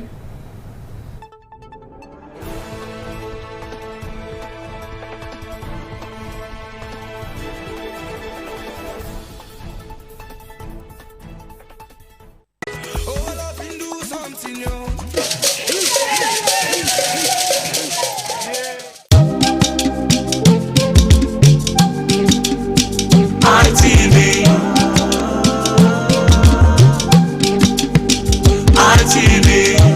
ITV, certainly the best.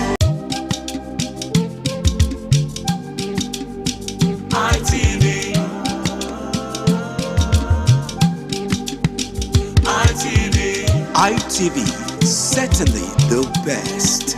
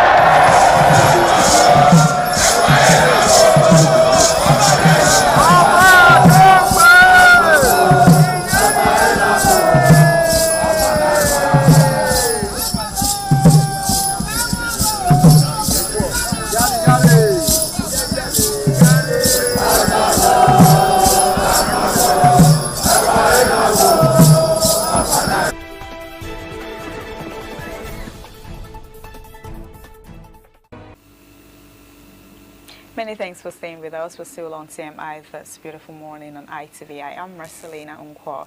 And our guest today is Dr. Victor Ohai. He is a UN Humanitarian Ambassador. Doctor, good morning. Good morning. Thank you so much for coming. Pleasure. All right, so this beautiful morning, we're going to be talking about the intense political realignment ahead of 2027 election. There's a rising debate over the positioning of politicians as party primaries and realignment accelerates ahead of 2027 general election, with some lawmakers and political actors being caged by party structure.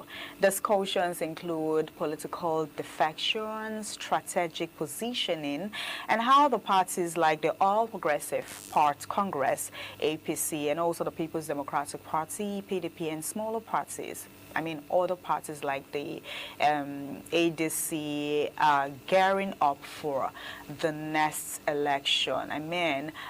We are going to be looking at this actually would limit the factions to rival parties, restricts who can contest certain positions. I'm talking about the caged politicians, and also structuring parties' primaries to favor certain candidates, enforcing internal rules that constrain independent decisions making. Dr. Victor Ohai, let's talk about the factions and political realignment ahead of 2027 election. Why are the factions increasing? I know we are talking about this. It's a particular topic we've been talking over and over and over again, and it's still happening.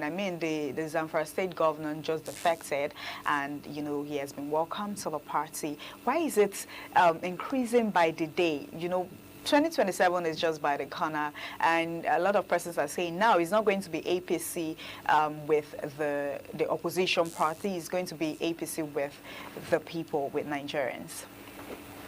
Okay, thank you very much. First of all, unlike what happens in other democracies, not even necessarily advanced ones, but in other democracies, party affiliation is hinged on ideologies, but that's not the case in Nigeria.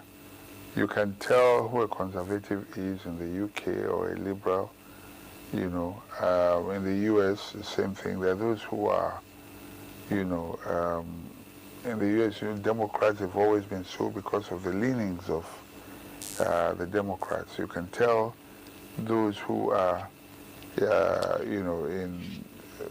what's the other party again now? The ADC or PDP? No, I'm talking about in the US. My mind just went blank, yes. Okay, so you find a situation where in this country, political parties and affiliations are based on, as we say, anywhere but left face. Now I'll explain what that means. They're just special purpose vehicles for achieving people's ambition. So, which means that if you're in this party today,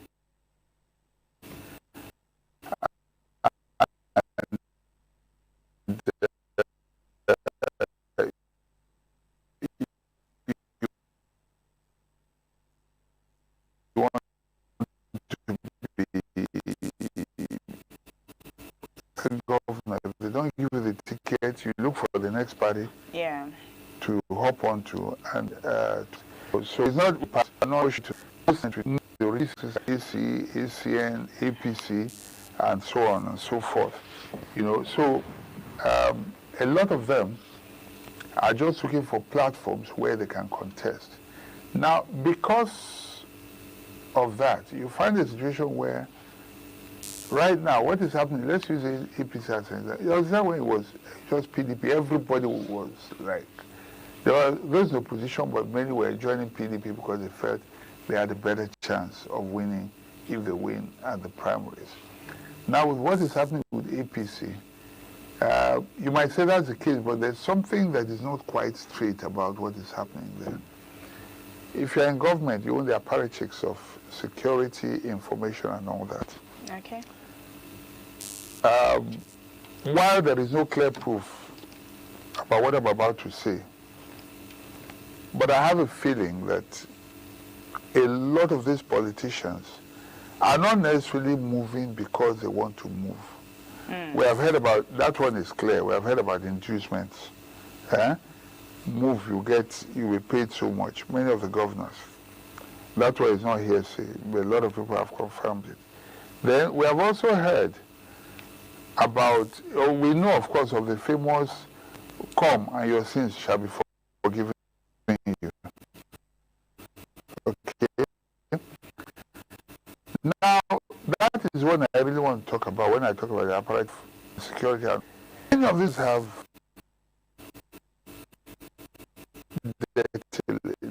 leanings in their cupboard.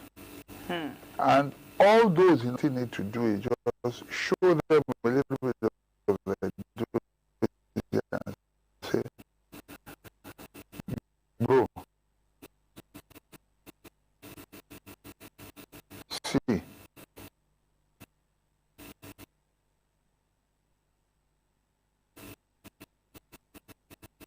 but everybody, whether it went back, if you support us, we'll make sure you win your election. And so, they will say, okay, they hop over there. And right now, it's like we're moving towards a one-party state. Because all structures in all the other parties, there are those who will say, no, it's the fault of the people in those parties. I don't agree completely. It's not without help from outside. And with that kind of help, you don't need enemies. What kind of help am I talking about? Help in dismantling and destroying these other political parties. PDP is just a carcass of its old self right now. What's left of it? ADC, where most of them have moved to, has also been infiltrated. It's not, it's not as stable as people are looking at it. When the primaries come now, things begin to unfold. And now the ADC, they do not have a presidential candidate. They're just saying vote for ADC. We don't know yet. No, well, they can't campaign yet, and you don't have a presidential candidate until you've done your primaries. So you may have hopefuls, aspirants, people you know would be interested in running. We know Atiku is interested in running for sure. Yeah. We know Amici is interested in running for sure. Peter will be until he moves, because I'm sure he will move. To the ADC? He will from ADC. Okay, if he would defend he will not ADC. contest in ADC. I can predict that. Take it from me and go to the bank for free. Until he moves, he's an aspirant also in ADC. So when the time comes, which is next month, we just by then we'll know who is winning. So they will come out and then we will see. Which other strong SDP is making noise, but SDP is like a party that is waiting for whoever fails anywhere else and still wants to contest. They will provide a platform for them. We are open. Exactly. Which other strong parties are there anymore? So there are other parties, obviously. ABGA, I don't know why, for whatever reason, Soludo, maybe in exchange for promises by the president, support me, I will support you, but I have to remain in ABGA. We have now seen the details of the agreement. I will support you during the presidency, but just let me win my governorship. Okay, now he's saying that ABGA will not produce a presidential candidate. And I'm wondering who gave him that right. ABGA will not produce a presidential candidate. Yes, as the only governor, you can say he's the leader of the party and all that. But that doesn't even confer that power on him to decide whether anybody has the right to aspire under that platform or not. You as an individual can support the president. That's your prerogative, your right. But you cannot sit from where you are and say, APGA will not produce a presidential candidate. But basically, that's what I'm saying. Basically, what I'm saying is, you know, all the alignments and realignments are for selfish reasons and for reasons that we all, some of these reasons which I've highlighted. For selfish reasons. Okay, let's talk about the lawmakers. Lawmakers, they talked about caging politicians. I mean, we saw a few weeks back when the president says that those ministers that have it in mind to contest for a particular position is either they make their intentions known or make their intentions clear or they resign. I mean, do you think these politicians, most of them, do you think they are being caged? It's not about being caged. It is what it is. You want I mean, that is what the lawmakers said. So it's not about being caged. If you want to contest, you can't remain in government and unless you're an elected official. But if you're an appointee, the same thing to do is to resign and then go and contest. You get what I'm saying? The issue of being caged, obviously, if you're an appointee, you are beholden to your principal. And there's very little that you can do.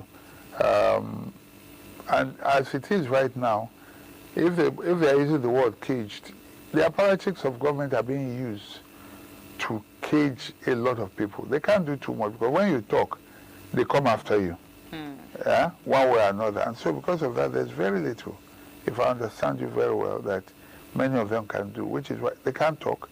Everybody is singing on your mandate we stand, because if you don't do it or wear the hat with the symbol, you are seen as an enemy, and that could put you in trouble. Okay, let's talk about INEC. We know INEC has unveiled the 2027 election guidelines. The question is, are political parties adhering to the guidelines? I mean, we know that it's not yet time to campaign. Campaign hasn't started yet. I mean, you can start campaigning 150 days to election, and we'll be seeing different kinds of campaign. I saw on the internet yesterday a billboard of the president, his wife, and the son. And you know, a lot of persons were saying that I thought it's just the president, I mean, that is ruling the country. Why is the wife's picture there, and why is the son's picture there? So would you say that the political parties, including the ruling party, they are actually adhering to the guidelines? With my full chest, I'll say absolutely not. There's so much impunity. There are two sets of laws in this country. There's a law for those in authority, and then there's the law for other people.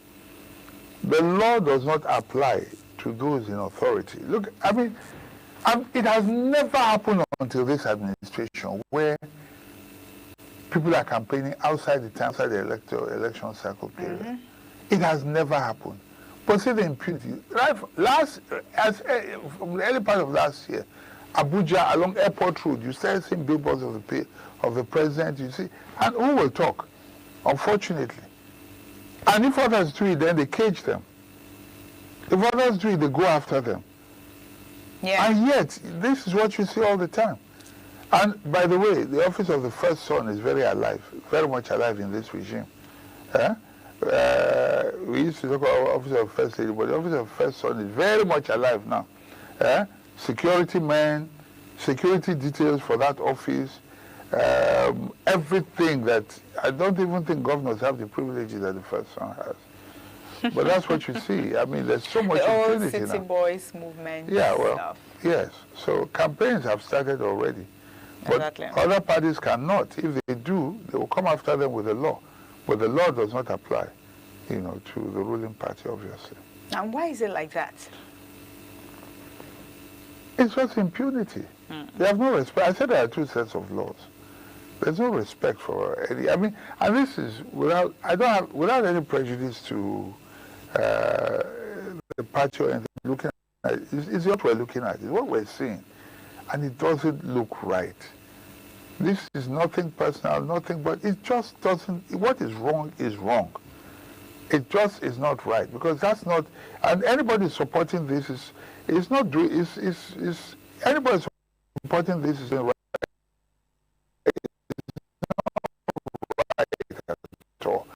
because the law is clear. When you can say, contrary, this is not right. So, do you think if parties continue to manage outcome internally, will voters truly have the real choices in 2027? I don't understand your question.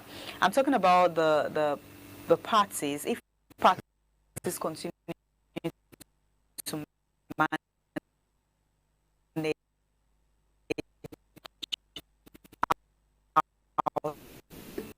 parties have their own supposedly internal democracies, where people are not allowed, for instance,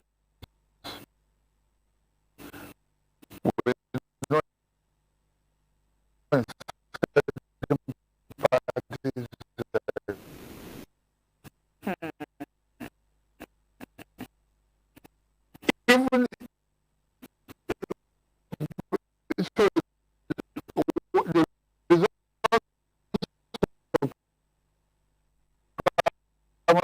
don't matter.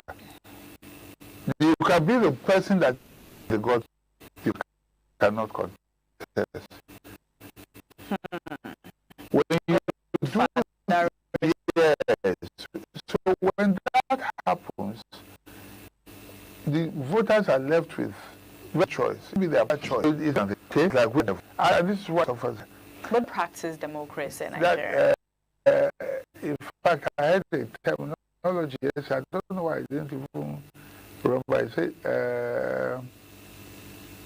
I use the word forgotten. Democracy as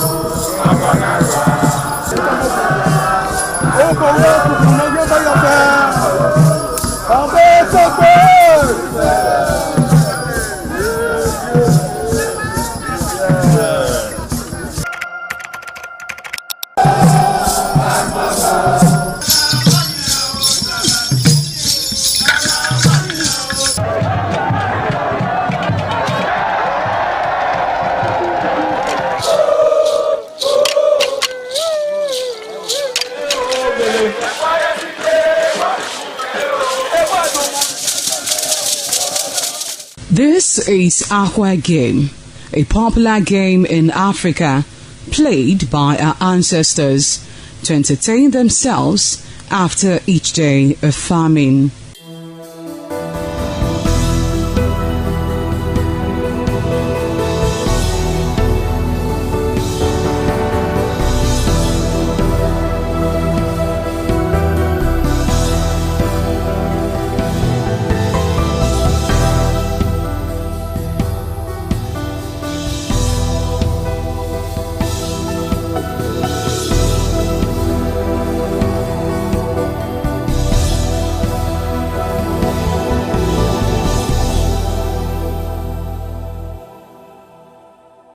It is also relevant in our coronation in Africa.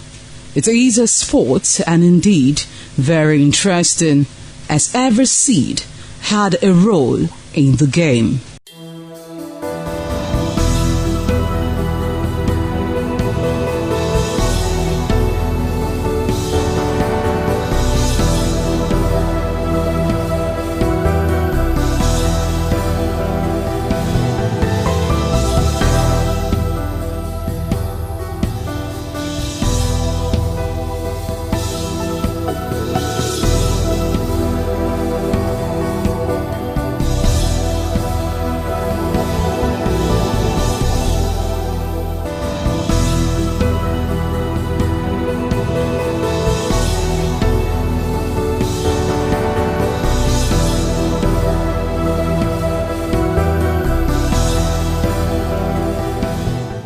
playtime is 45 minutes per set.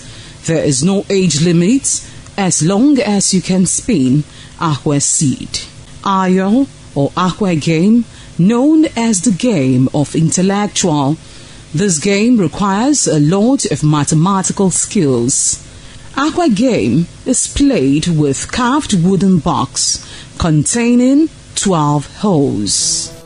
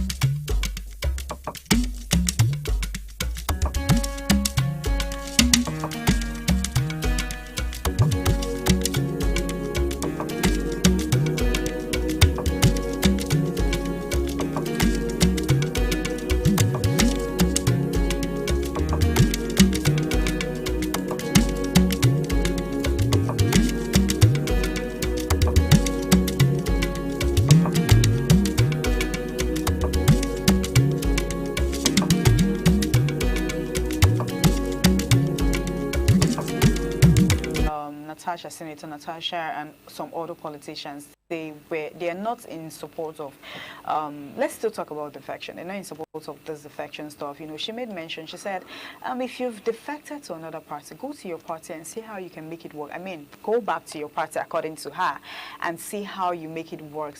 Probably, so we would have, you know, like the way it seems, it's just like the president. It's just, like I said earlier, the president against the people. If we are looking at other political parties, we are not, I don't know, maybe there are older opposition, maybe people that would come contest with the president. But the way it's standing now is just like it's APC, APC, APC.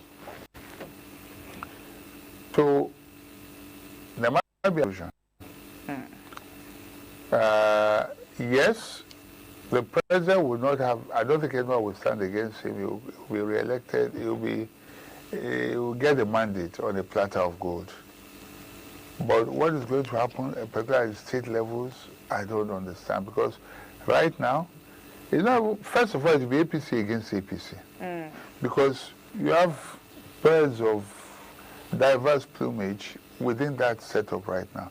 It's not even by ideology. It's not because they believe in APC or because of anything that they believe that brings all of them together. What has brought them together is they all want to grab power. Okay. And they will fight to the finish. All right. Thank you so much. Thank you so much, Dr. Victor Ohai. It's time already? It's time already. Thank you so much for your time. Thank you, Nigerians, for joining our Lagos Network studio this beautiful morning.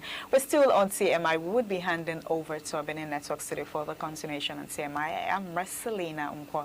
Just stay with us.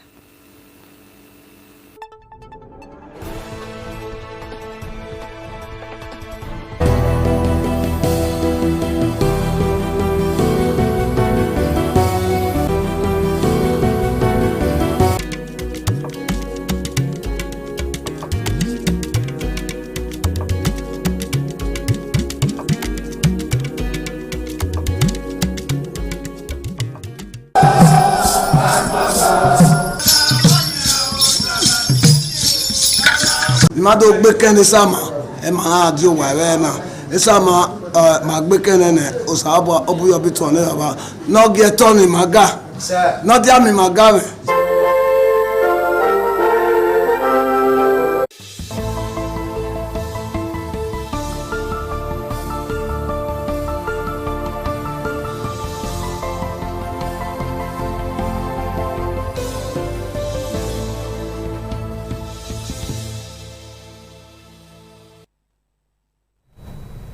A beautiful morning. Welcome to the news update on Independent Television. I am Ehoy Davis.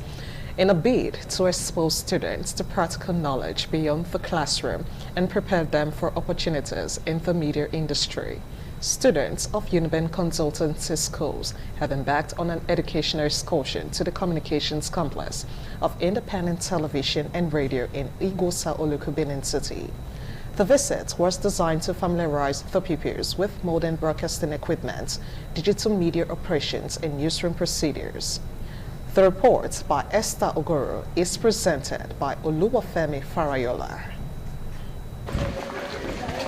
The students were taken on a guided tour of the station by his staff Anoluapo Stevens, who led them through key operational departments, including the television studio, radio studio, master control room, the man-around-town production suites, the library, and the transmission mast base. During an interactive section, the tour guide explained the functions of each department and demonstrated how various equipments are used in content production and transmission. She also enlightened the students on the roles of media professionals, such as presenters, producers, engineers, and editors who work behind the scenes to ensure seamless broadcasting. The students were further introduced to notable on-air personalities, including Sidin Shoka. For the music, not allowing foul words, like, you know those foul negative words, right? The N words and all, so you don't use that. So every single program that you see on air would definitely be vented first before the final output. And this is where we have the collection. This is where all of the things are kept. A major highlight of the excursion was the hands-on experience given to the students as they had the opportunity to participate in news presentation and studio programming under professional supervision. The practical exposure offered them deeper insight into the technical and creative processes involved in television and radio broadcasting. I learned two different departments, the library. I also learned about the mass media. I also learned about the admin. So I give a shout out to all my teachers and my parents. I am from the area that is where most of the things done. That's where they operate. And the library, they take to the library to check, then they edit. Any foul language said there will be edited, will be removed from it. Going into the different departments and just seeing how it works, we just like made everything worth it, all the standing and the stress. Like at the end, it was really worth it. We went to the area room, the engineering, the library, the radio recording room. Thank the management of UCSS, Unibank Consultancy School. Oluwafemi Farayola, ITV News. Students of Remit Academy say they now have a better understanding of modern broadcasting following an educational visit to the communications complex of independent television and radio in Igwasa Oluku, Benin City. The report by Ibrahim Adedeji is presented by Ikbomusa Ugiagbe. In a bid to bridge classroom learning with practical experience, students of Remit Academy embarked on an educational tour of independent television and radio. The visit exposed them to real-world media operations and modern broadcasting techniques. During the tour, the students were taken through key departments of the organization, including the newsroom, television and radio studios, as well as the transmitter hall, where signals are processed and transmitted. Guiding the students, tour guide Momo Lawa provided detailed insights into broadcast operations, highlighting the role of digital technology and studio equipment in content production. The person that mans the master control room is known as a presentation director. What I call it? Presentation director. Master control room is MCR, master control room. Are we good? The students also had the opportunity to observe live production processes, gaining first-hand experience of how news and programs are put together for broadcasts. At the end of the visit, some of the students described the excursion as enlightening, interactive, and impactful. The visit, they say, has further inspired their interest in media and communication. I've learned that the librarian has to check the reports before they can send it on air. I learned that ITV was found 1997. The PD is the presentation director. Yes, MCR, which is the master control room. And I also got to see some persons like the PD, presentation director. Remit Academy is located at plot 11, 2nd Victory Street off Ewa Road, Upper Mission, Benin City. Ikmomosa Ugiagbe, ITV News.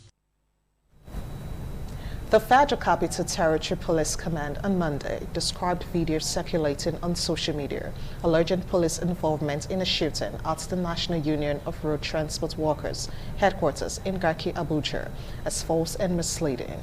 The command stated that its officers only intervened to restore order after receiving a distress call.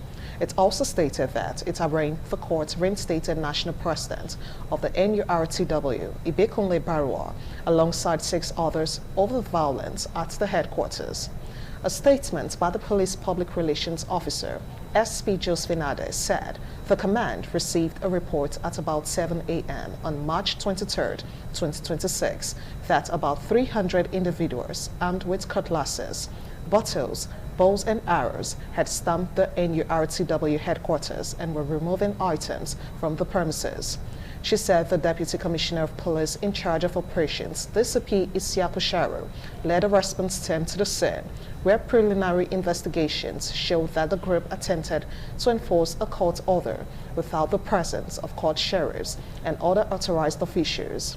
According to her, the action degenerated into a physical confrontation when other NURTW members resisted the move, leading to one victim sustaining severe machete wounds to the neck. A federal high court sitting in Kaduna State has adjourned proceedings on the bail application of former Governor Nasir El-Rufai to March 31, 2026.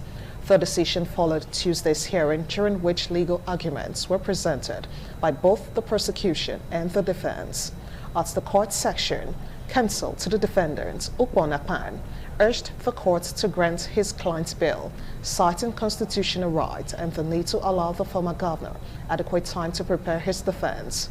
However, the prosecution opposed the application, arguing that the charges against El-Rufai are serious and that granting bail could interfere with ongoing investigation.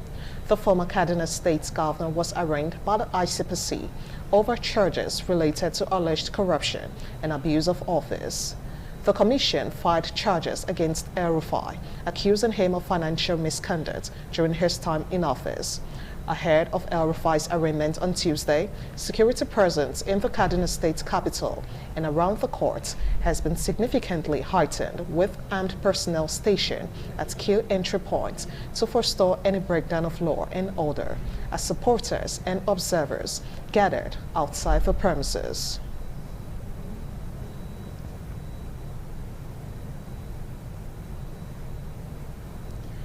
Several houses have been destroyed by a windstorm following a heavy downpour on Sunday night in a Budin community, Eastern Central Local Government area of Edo State. Edo Central correspondent Chris Omiche reports that victims are appealing to the government for urgent assistance, particularly for alternative shelter. It is a pitiable sight at Ebudin in Eastern Central Local Government area, as the relics of the devastating windstorm are very visible. Residential houses, a church, the community town hall, and even farmland were not spared by the devastating windstorm that swept through Ebudin community on Sunday night, leaving many residents homeless. As you can see, this is the result of the rainstorm that happened last night at Ebudin in Eastern Central Local Government area. Narrating their ordeal, victims said the storm struck unexpectedly, destroying their homes and belongings. They are now calling on the government and well-meaning individuals for support, as many have nowhere to go. This night, breezy carry my house, carry I go bush, since morning I not enter house, nowhere to eat, nothing. I dey at the sea, so I beg me na help me, I take God to beg na me na help me. Nowhere to make fire, since morning I never eat. No husband, nothing. I beg him na help me, nowhere to go now. Breeze don't carry my house. Since yesterday, now Saturday, I no enter house. I dey inside son to eat. I not see where I go make fire to eat. I beg make na help me. My house, you just remove am. Everything just spoil. Everything when I come get for inside house, water just full am. In my house, you don't settle again. I don't see where I will stay. The Nigerian Meteorological Agency, NIMET, had earlier predicted that the year would be characterized by erratic rainfall pattern, prolonged dry spell, and high temperature. Obviously, the pain is much. The victims are crying for financial help from the government and other relevant authorities. From Ebudin in Eastern Central Local Government area, Chris Omije, ITV News.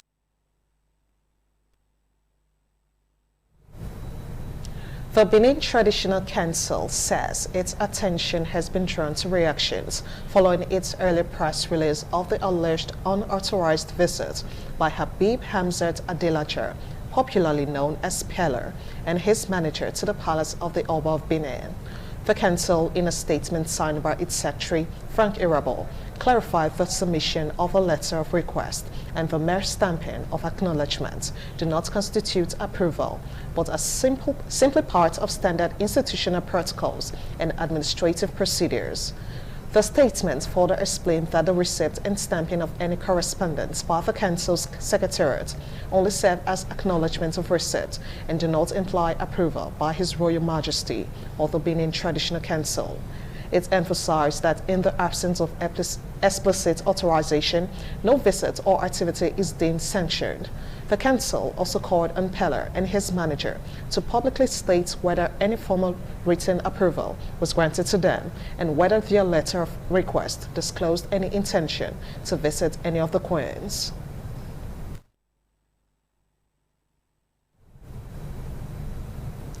And this is where we'll call it a wrap on the news update on Independent Television. Thank you so much for watching. I am Iho Davis. Good morning.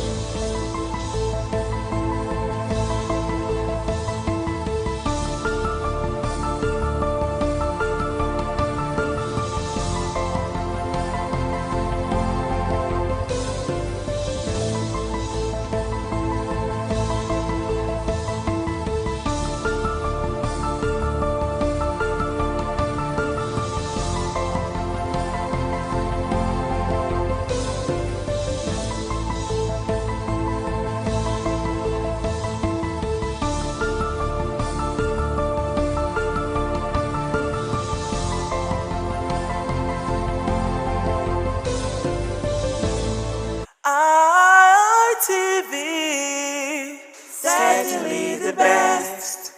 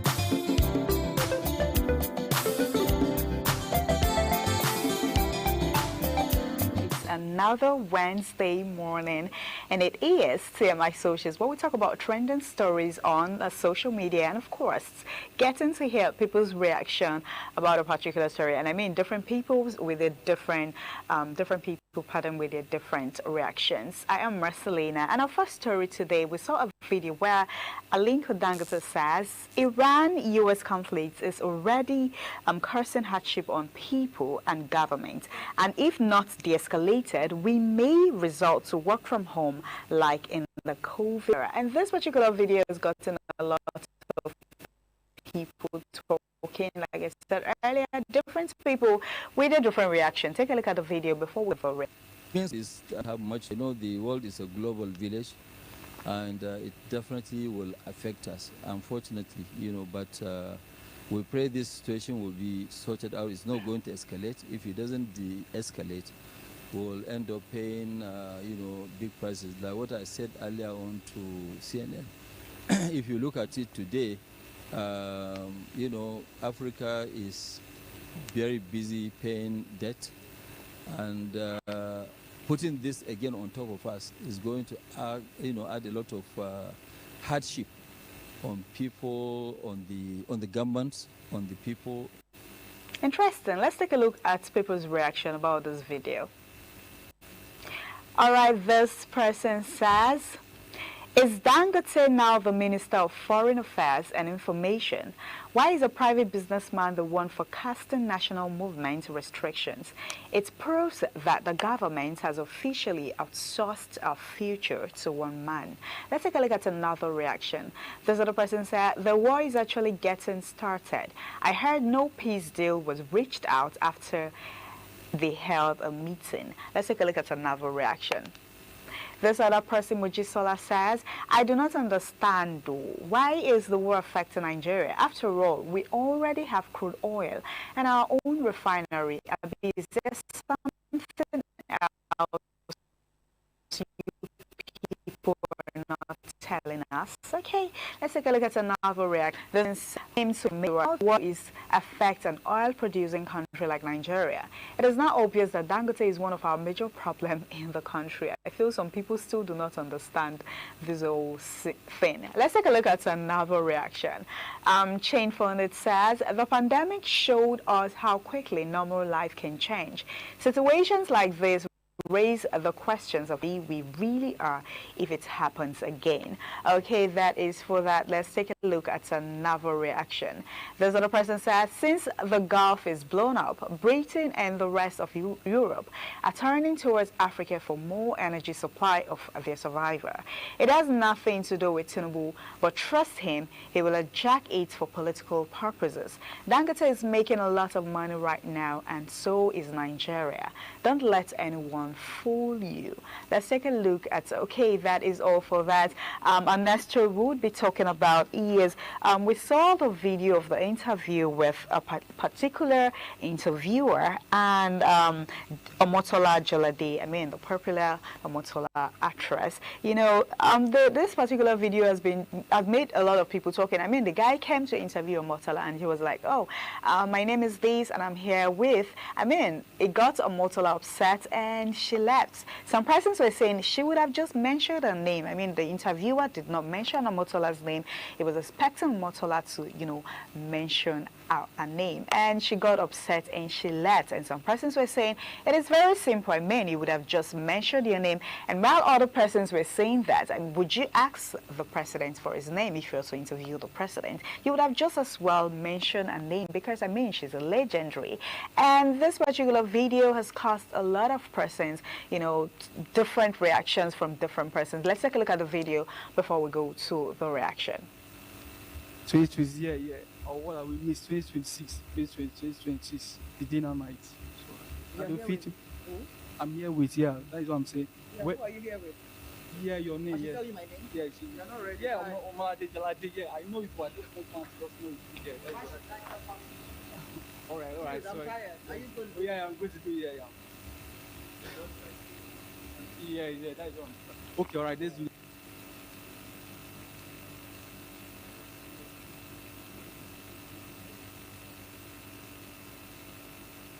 Was it tensed? We don't know. Okay, let's take a look at people's reaction. This person says, is not a good journalist. You don't tell popular faces to introduce themselves. Can you tell the president to introduce himself? Okay, let's take a look at another reaction. We obviously saw that this guy isn't ready for what he's doing. But it's okay to think Omotola is feeling proud. I don't feel laugh big. In 2026, make interviewer the talk in phrases instead of direct questions. I'm right here with, is that even a question or fill in the gap? Interesting. Let's take a look at another reaction. This other person, Fiala, says, people that are famous don't have to introduce themselves. To them, it is disrespectful to even ask them for their name. The interviewer should do better next time. Let's take a look at another reaction. All right, absolutely nobody says, standard media practice is to introduce a guest yourself to avoid the exact awkwardness. Asking a veteran of 30 years, who am I here with, is already going to feel like a lack of preparation. Let's take a look at another reaction. This other person said, this is a very Gen Z way of starting an interview, and a Gen Z celebrity would have gone with the flow. But it wasn't the case here. Omotola is a legend. The least you could have do is introduce her after noticing that she wasn't going with the flow. Let's take a look at another reaction. My take on this is, the woman was rude, no doubt, but whatever you do in this life, you got to get aura. She noticed the dude was overexcited to have a chance to interview her, and she did what most women would do, try to feel superior. The nigga lacks composure and he no gets aura at all. Interesting. Okay, that is for that. Our last story today, we saw a video where Isaac Fayoshe reacted after sporting several posters of the president, Tinubu, alongside his wife, Remi Tinubu, and their son, Shey Tinubu, several locations in Lagos State. And of course, we also saw a video where Lega Miami reacted to Fayoshe. Okay, take a look at the video before we go to the reaction. See waiting I see for Lagos. See waiting, you yourself, see waiting I see for Lagos. See waiting I see for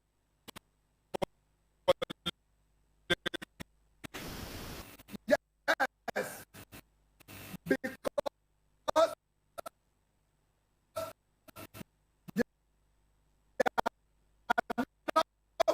from lazy family.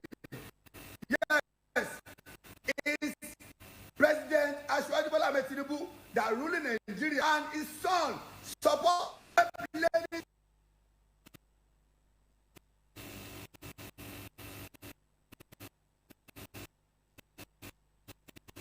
Interesting. Let's take a look.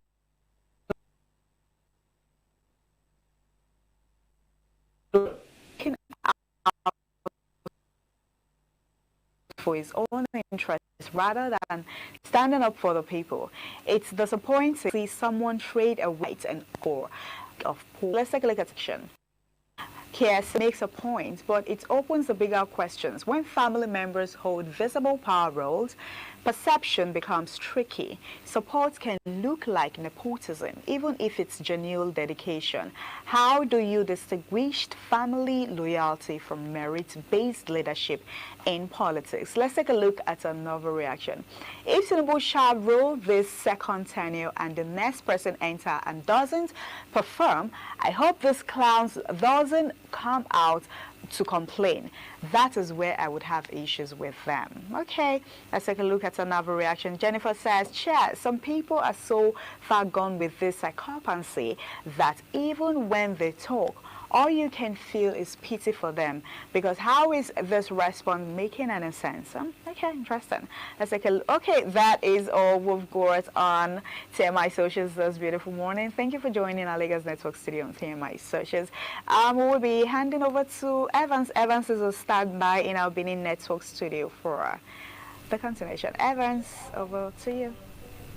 Yeah, thank you so much, beautiful Mercy, for the program. I mean, your segments, the social media segments, and of course the stories that you recounted. By the special grace of God, tomorrow is going to be another time on the program this morning on ITV. On behalf of my co-anchor, Wilson Omasho, my name is Evan Sudokuge. Goodbye and God bless you.